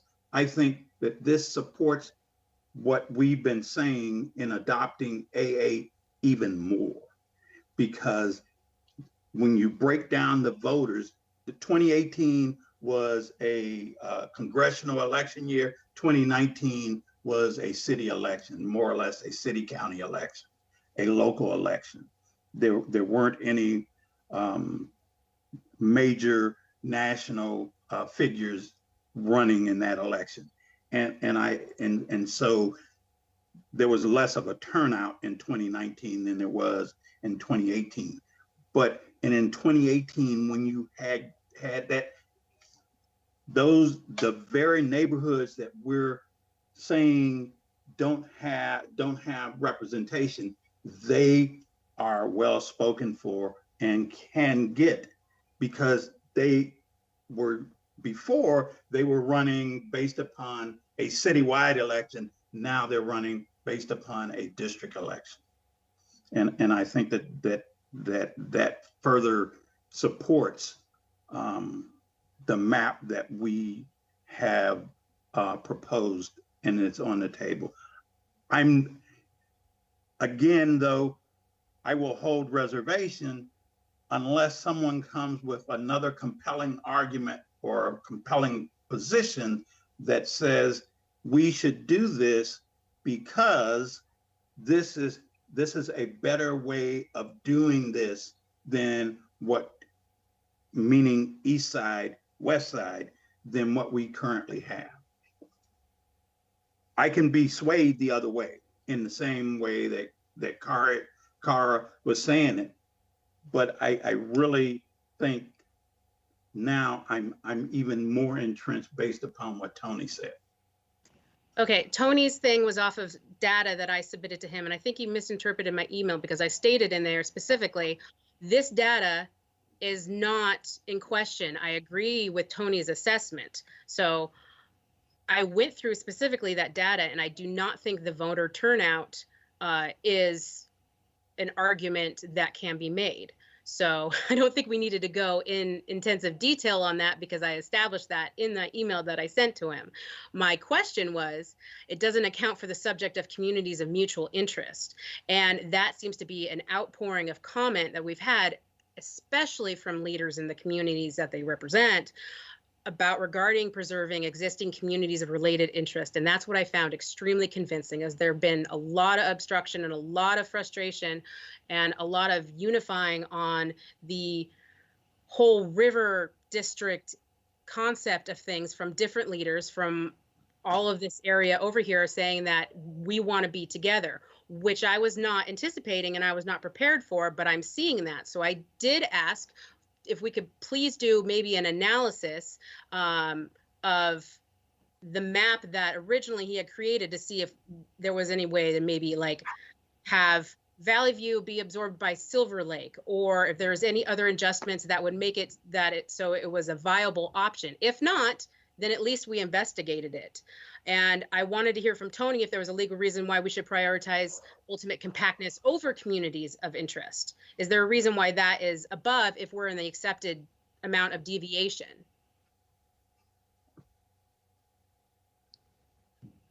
This is Jim. Question. I believe we need to make a decision. All of you this evening. I understand what you said. I took my notes. Any changes that we made to make to A8 impact Everett's neighborhoods. We've all talked about trying to follow we've done all the work we've done. As a commission, our priority has been let's follow the guidelines. And when you look at any other plan, it doesn't matter whether we take another week or recess or whatever you want to do to put this off and delay it. We're going to be talking about the same things Monday evening on October 5th. I mean, we have done our best to respect Everett's neighborhoods.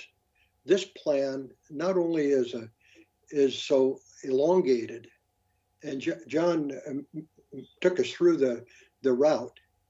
I don't know how much time that would have taken, but he took us through the route, and we know that it just practically doesn't work.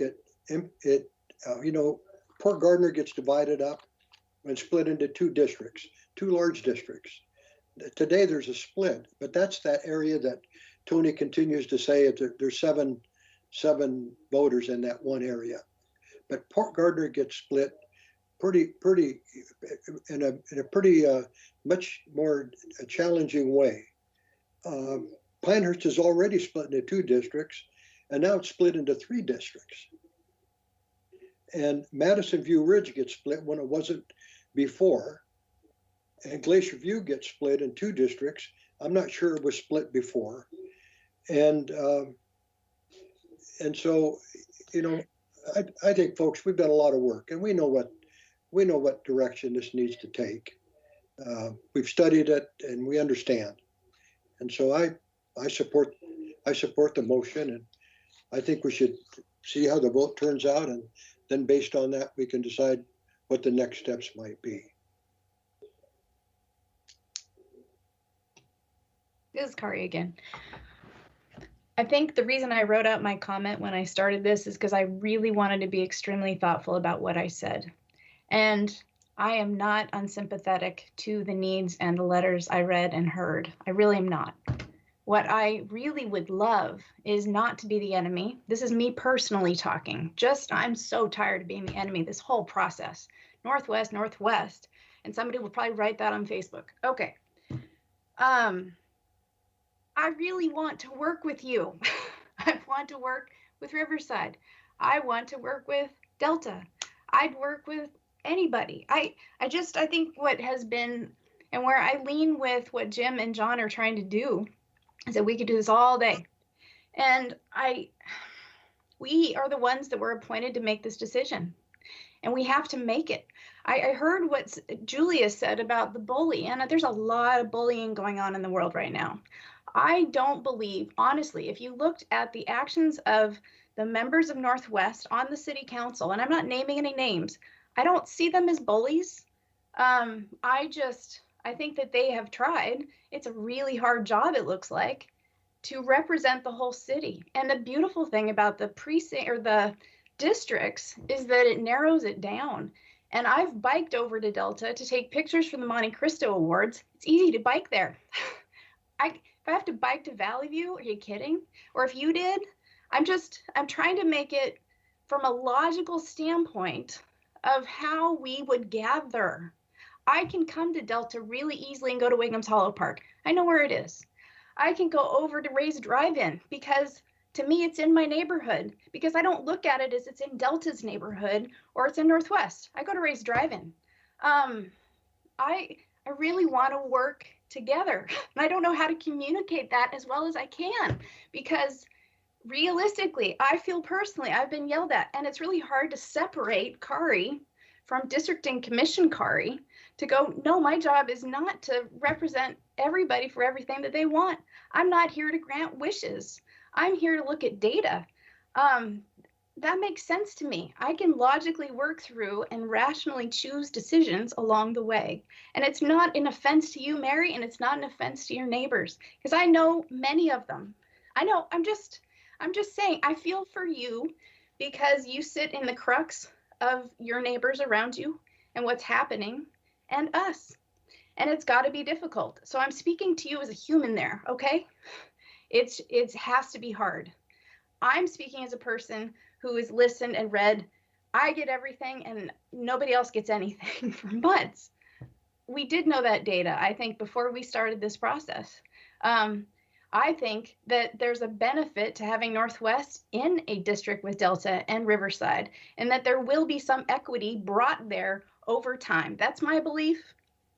I think it will raise the ships. I don't think people can avoid who their constituents are. I just don't think you can.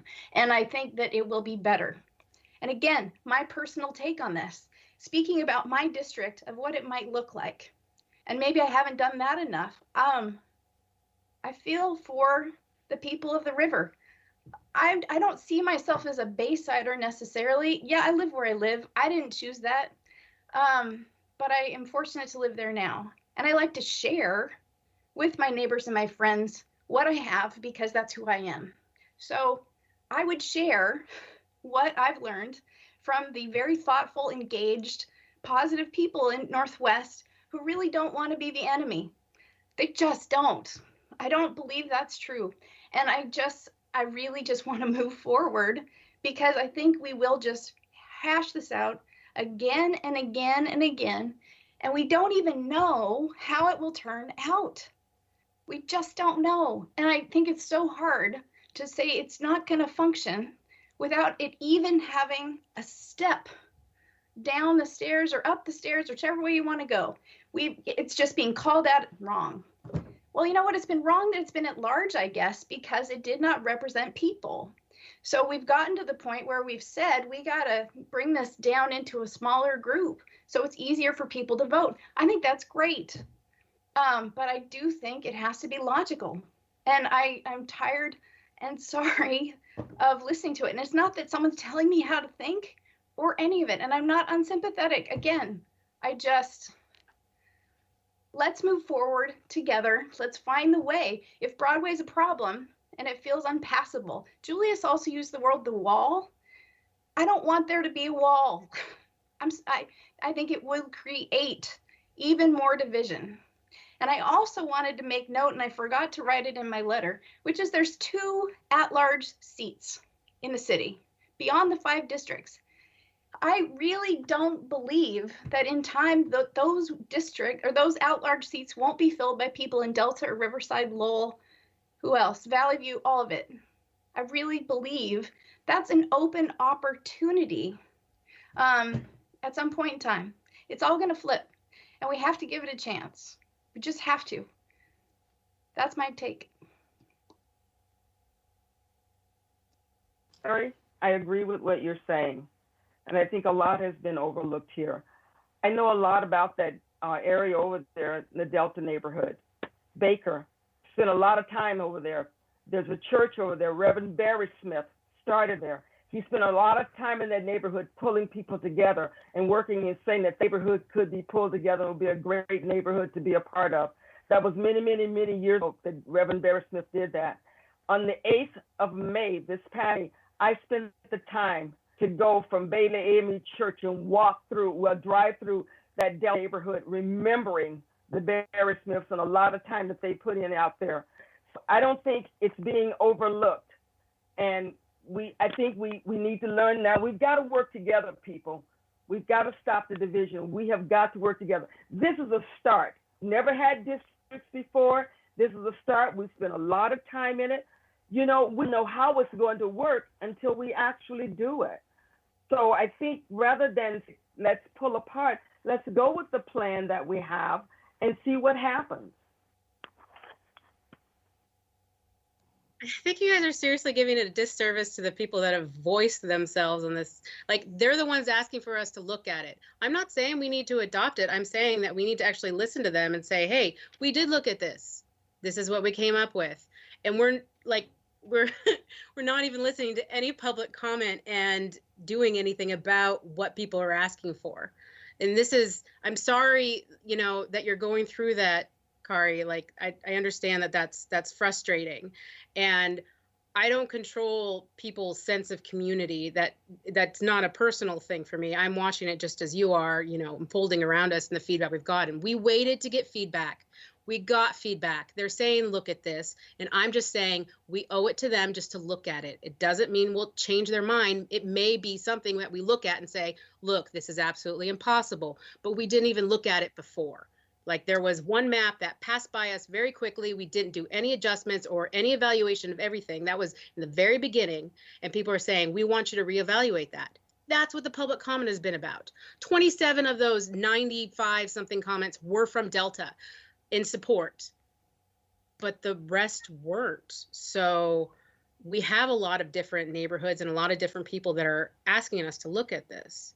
So I think we owe it to them just to look at it. And if you're saying, oh, we're driving from A to B and it's really long. I mean, if you look at the congressional districts, you're driving from Canada and Oregon, and it is an east-west thing with Washington. So you have elongated districts going up and down. It's the same thing. I mean, it's not that different. So I don't know. I'm really surprised that people just aren't even willing to even look at it. I think that we are looking at it. I believe that we are looking at it, and that I know that I have gone back and forth on this.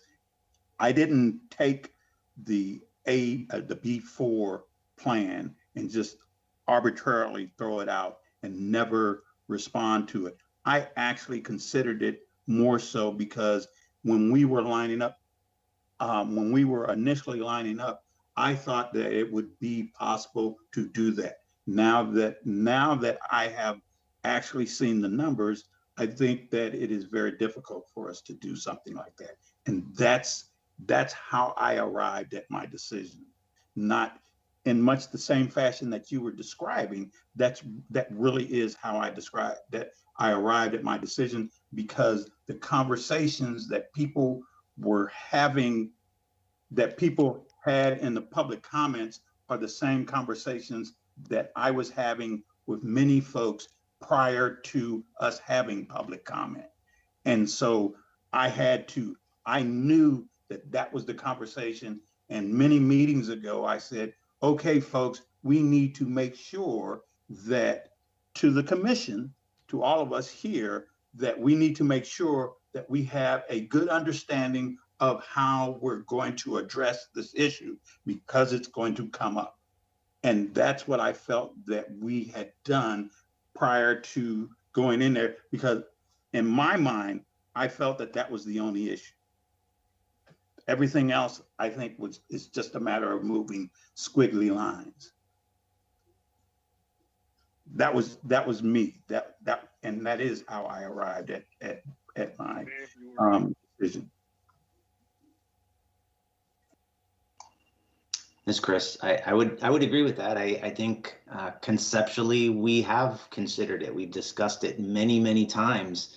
And in my mind, it's not about whether it's possible. We already know it's possible. I mean, Tony said, yeah, that could work theoretically.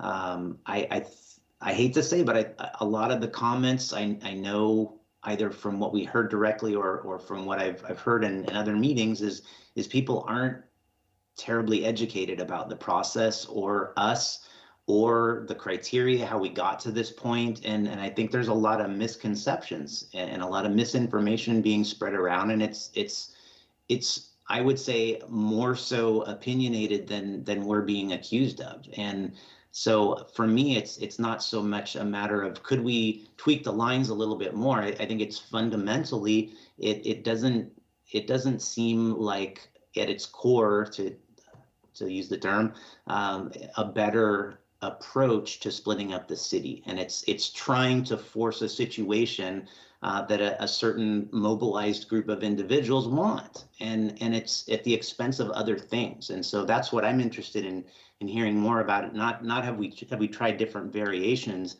but how are we really off base with the fundamentals that we've landed on. And I think it's a real stretch to say that entire north down 2/3 of the city is a community of interest. It really comes down to me that it's people that are trying to avoid a community of disinterest. They don't like people of Northwest. That's how all the comments read to me, and how the language that I've seen in the things outside of those direct public comments that we've seen. That's the sentiment. And I know what these people are talking about and thinking.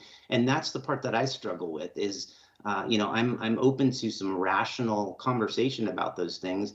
And I'm having trouble understanding what those are. And it just really seems more like people just don't, like Takari's point, they don't want to work together. There's been historic reasons for that, and I get it and I understand it, and that's what frustration and change looks like. It often comes out in that way. So I get it, but I don't think it's fair to say we haven't considered it.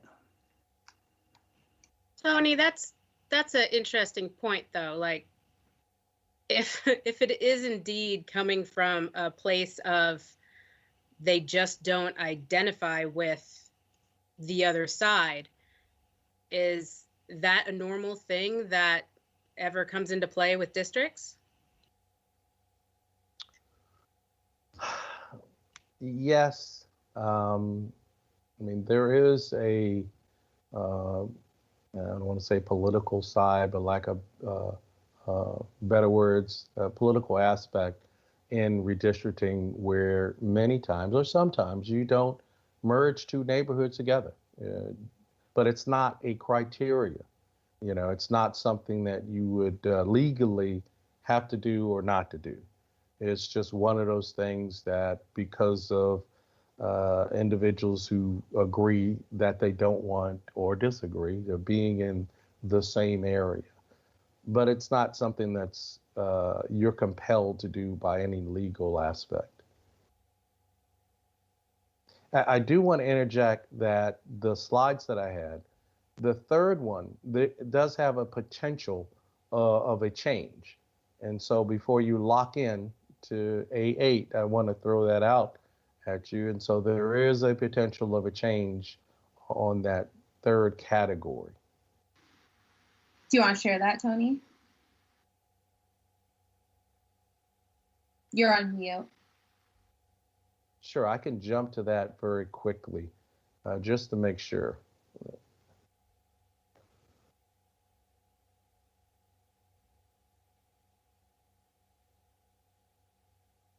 And it has to do with, can everyone see this?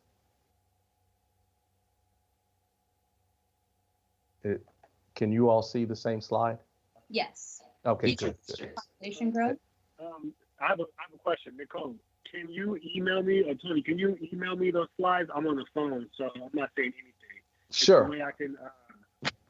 I can't do it now. Not now. No rush. But I can, yeah. Is this the same slideshow that you sent me last week, Tony? Yes, it may be, change here and there, but I think in essence it's the same thing. I might have added a I'll word. send you what I have, and then we can send you the one that he did today later. There you go. Good job. And so this had to do with adjusting the districts according to growth or looking at the potential growth. There was a couple of comments. Did we take into account the increase in population?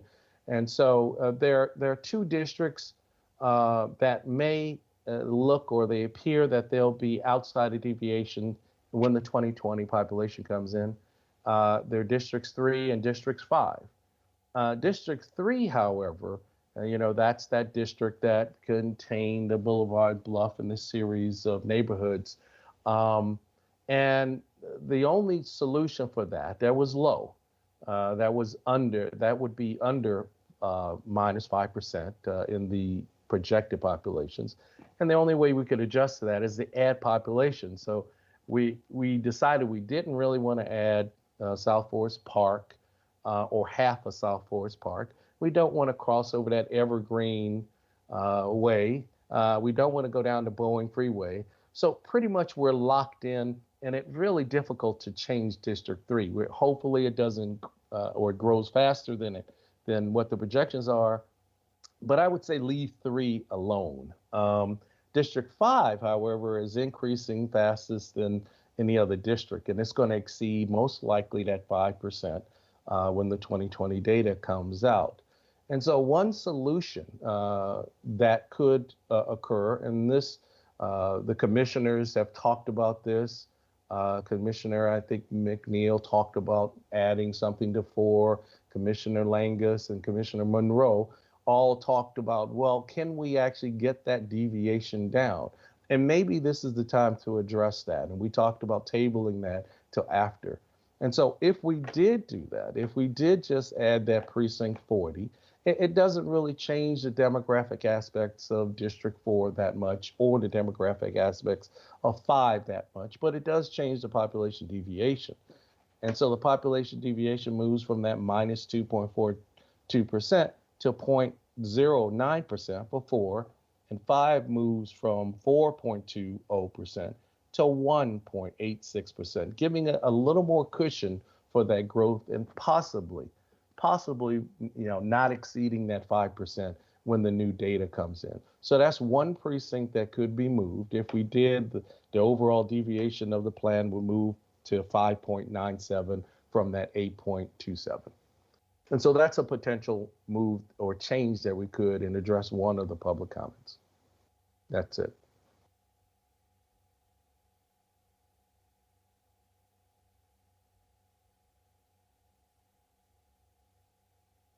Thank you, Tony.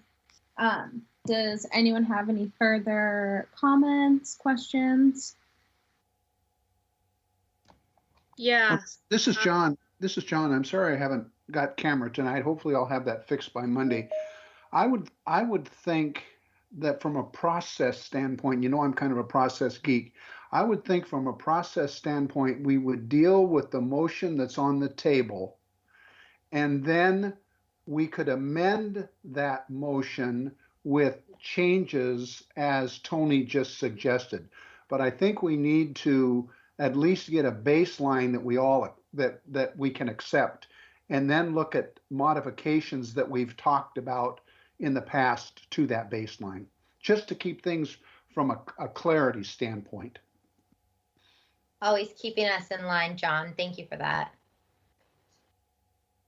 Simone, are you going to close the floor or leave it open, move to vote? What's your move? I think you wanted to say something. Go ahead.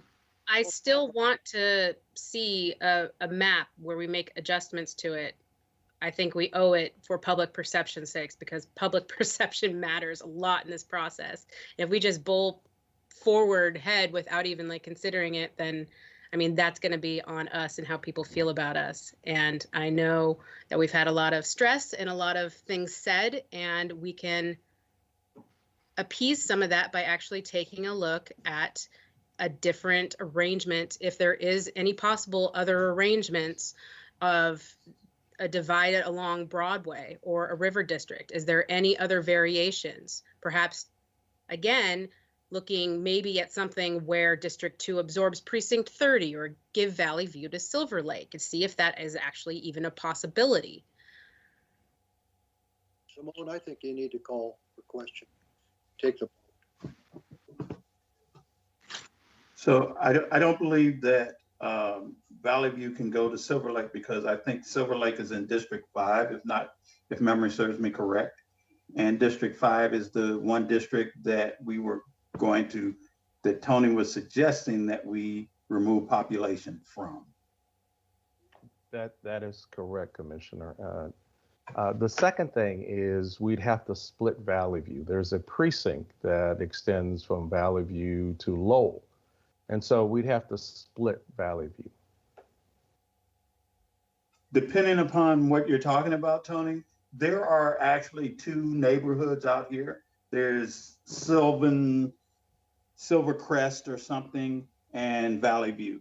There are actually 2 different neighborhoods out here. And they, for the most part, one side thinks that they're better than us. So if you're looking at it from that standpoint, it's possible.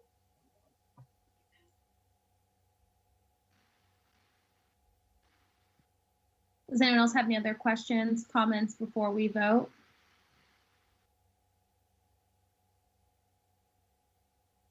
Okay, I'm going to go down alphabetical order. Voting on what? Voting on what? To what are we going on again? John, do you want to repeat your motion? Yes. I move that we accept and adopt map A8 as presented at the 6 community meetings as the Districting Commission plan, and forward such plan to the City Council for their adoption. Okay, can I ask Tony a question? I would like to ask Tony a question. Sure. Tony, Tony, if we took some time, how much time do you need to pull up and take a look at the map that the community, a few 60 people, 27 people want us to look at, or however many people? How much time would that take for us to look at that and see if we can do that? I could. I just want to know before. Sure. I mean, I could turn it around in a day if I had it. Since we're using precincts, I could turn it around in a day and come up with a version of it in our system, let's say. What about? I'm not on the Microsoft right now, but what about when you did it? You made those adjustments in real time. You couldn't do that right now. On the interactive map, is that what you're talking about, Julius? Or we look at it on the interactive map? Thank you, Nicole. Thank you. Yes. Right. What about when you did it like that? I couldn't. Is that not going on anymore? I couldn't do the interactive map. I could do the map that the software program called Maptitude that I use and share my screen. I could do it that way. The online interactive.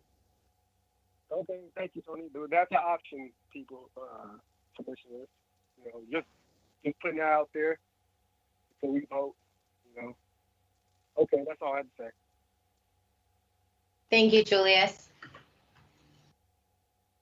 Okay, any other questions or comments?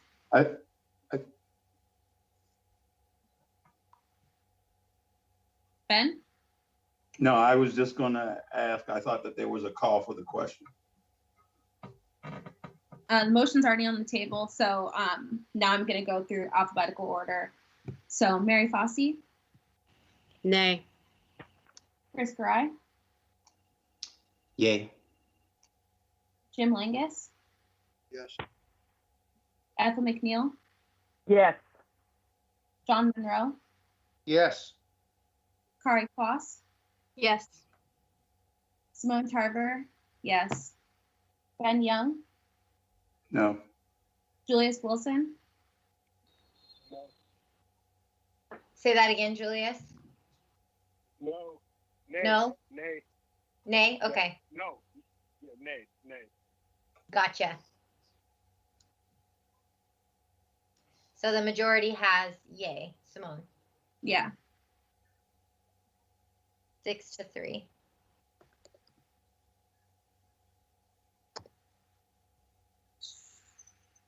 So were there other items folks wanted to, so Tony had that item to talk about that, moving that precinct over. I think we're at the 2-hour mark, and I think this has been a pretty heavy conversation, and we do have a meeting on Monday. So I'd like to see us close discussion and come back on Monday fresh and start on the next topics then, and any amendments we so choose to make to the motion that you voted on today. If anyone disagrees, I'm happy to stay longer, but feels like this is a good point to kind of close out today. It is if we're saying that Tony is going to come back with that alternate map. We can say that. What kind of an alternate map, Ben?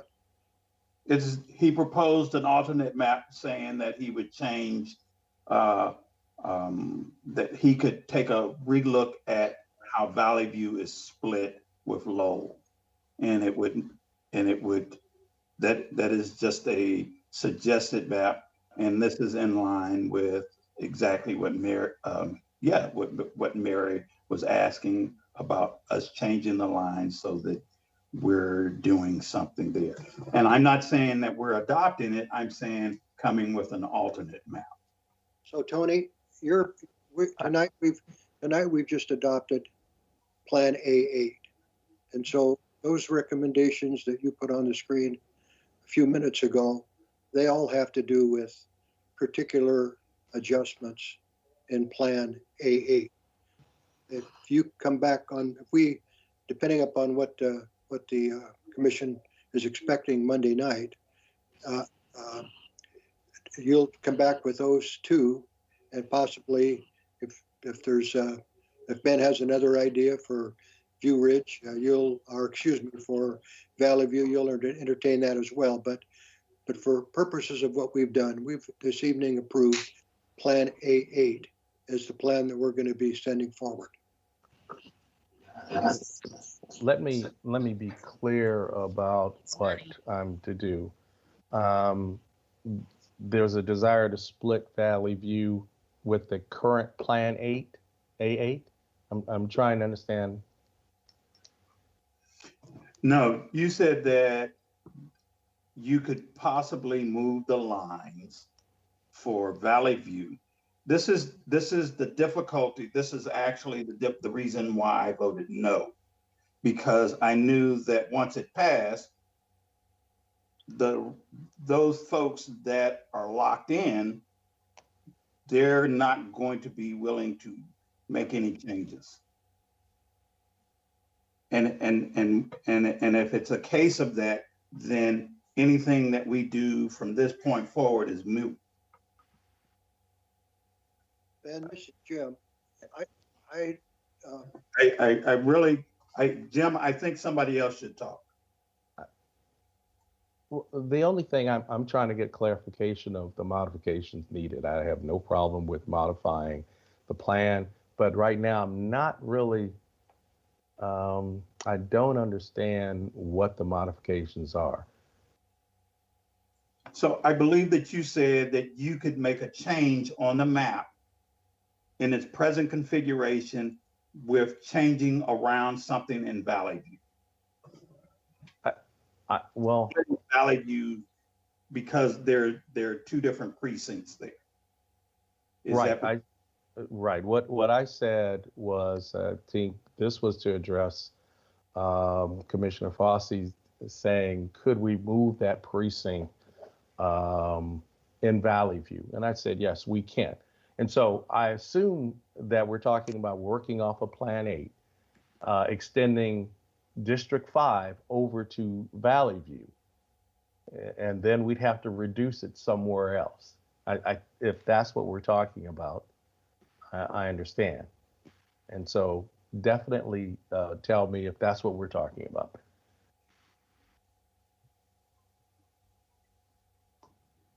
This is Kari. This is what I think I heard. Julius was wanting to see the other map, the alternate map. That's why I was asking if you can go to the interactive one and show them what that looks like, which I think we've kind of done. And it could be brought up next week as we're looking at it. I think what you were, Tony, just saying a moment ago is that in preparation for population that we know is coming, relatively speaking, we're going to have to tweak District 5. So therefore, if we stayed with A8, we could tweak from Cascade View, it looks like, over into 4, or we could tweak from Valley View into 5. And then that continues the path of looking at greater granular details of A8.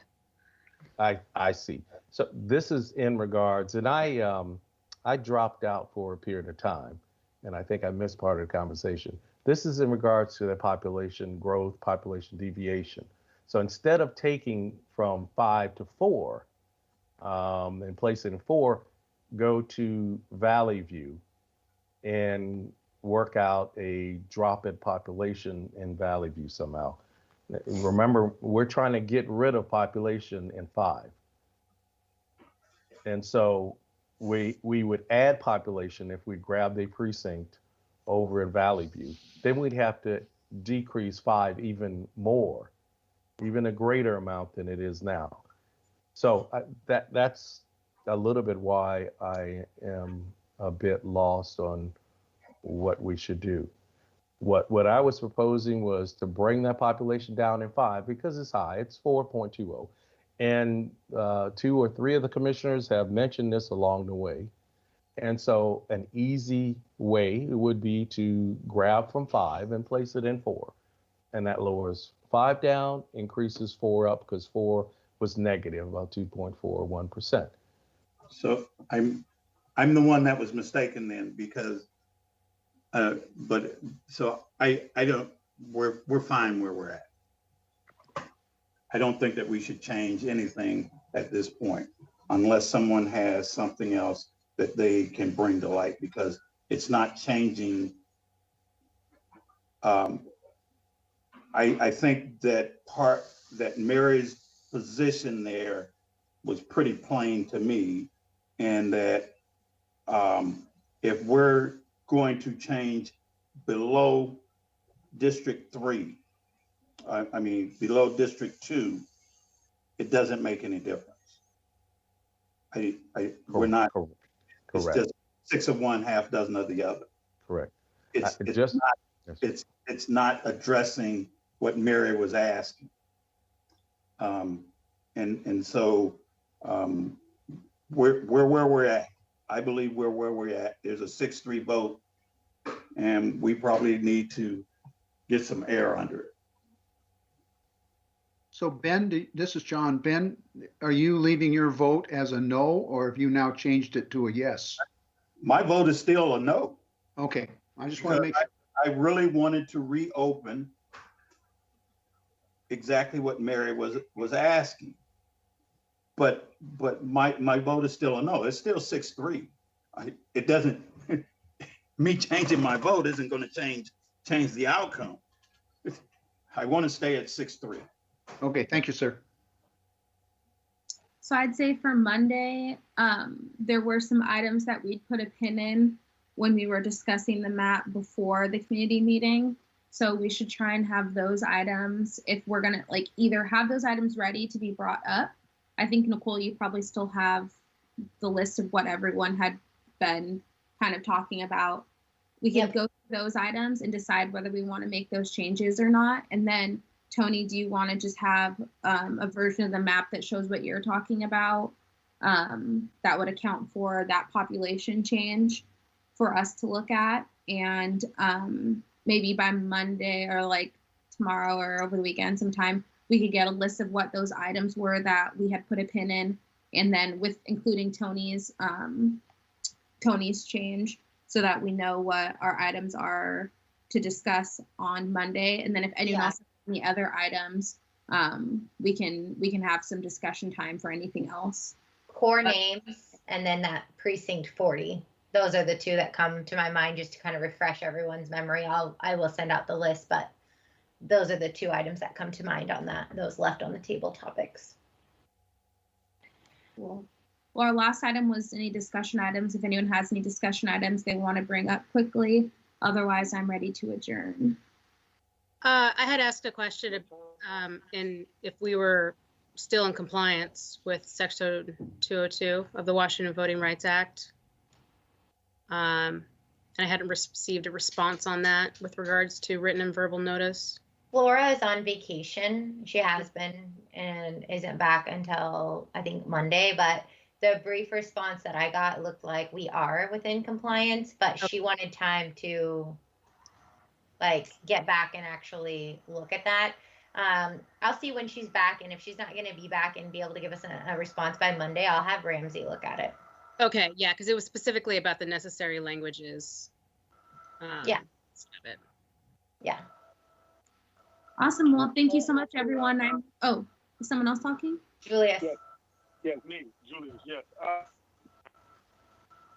Flyers. Since I wasn't here at the last meeting, I don't know if you guys talked about them at the last meeting, but the flyers, I had an idea to where maybe we could make like maybe 50 of the flyers that we already have in English and put, they're just numbers, 50, but put those in the neighborhoods that speak those languages to notify them about what we're doing. That was just an idea. I'm sure you guys already came up with that also. You're right on our wavelength. That's we did get the flyer translated, and we did try and do one last community outreach push the week of the meetings. I don't think we really got much feedback from it, but I know through like one connection I have, we did get it sent out to some members, like Spanish-speaking community and several other communities. So you were right on our same wavelength. We thought about that, and try to do one last push for feedback. Okay. But thank you. That would be a good suggestion. But if there's nothing else, I move to adjourn. Second. Agreed. Good night, everyone. Good night. Thank Good you. night. Good night. Good night.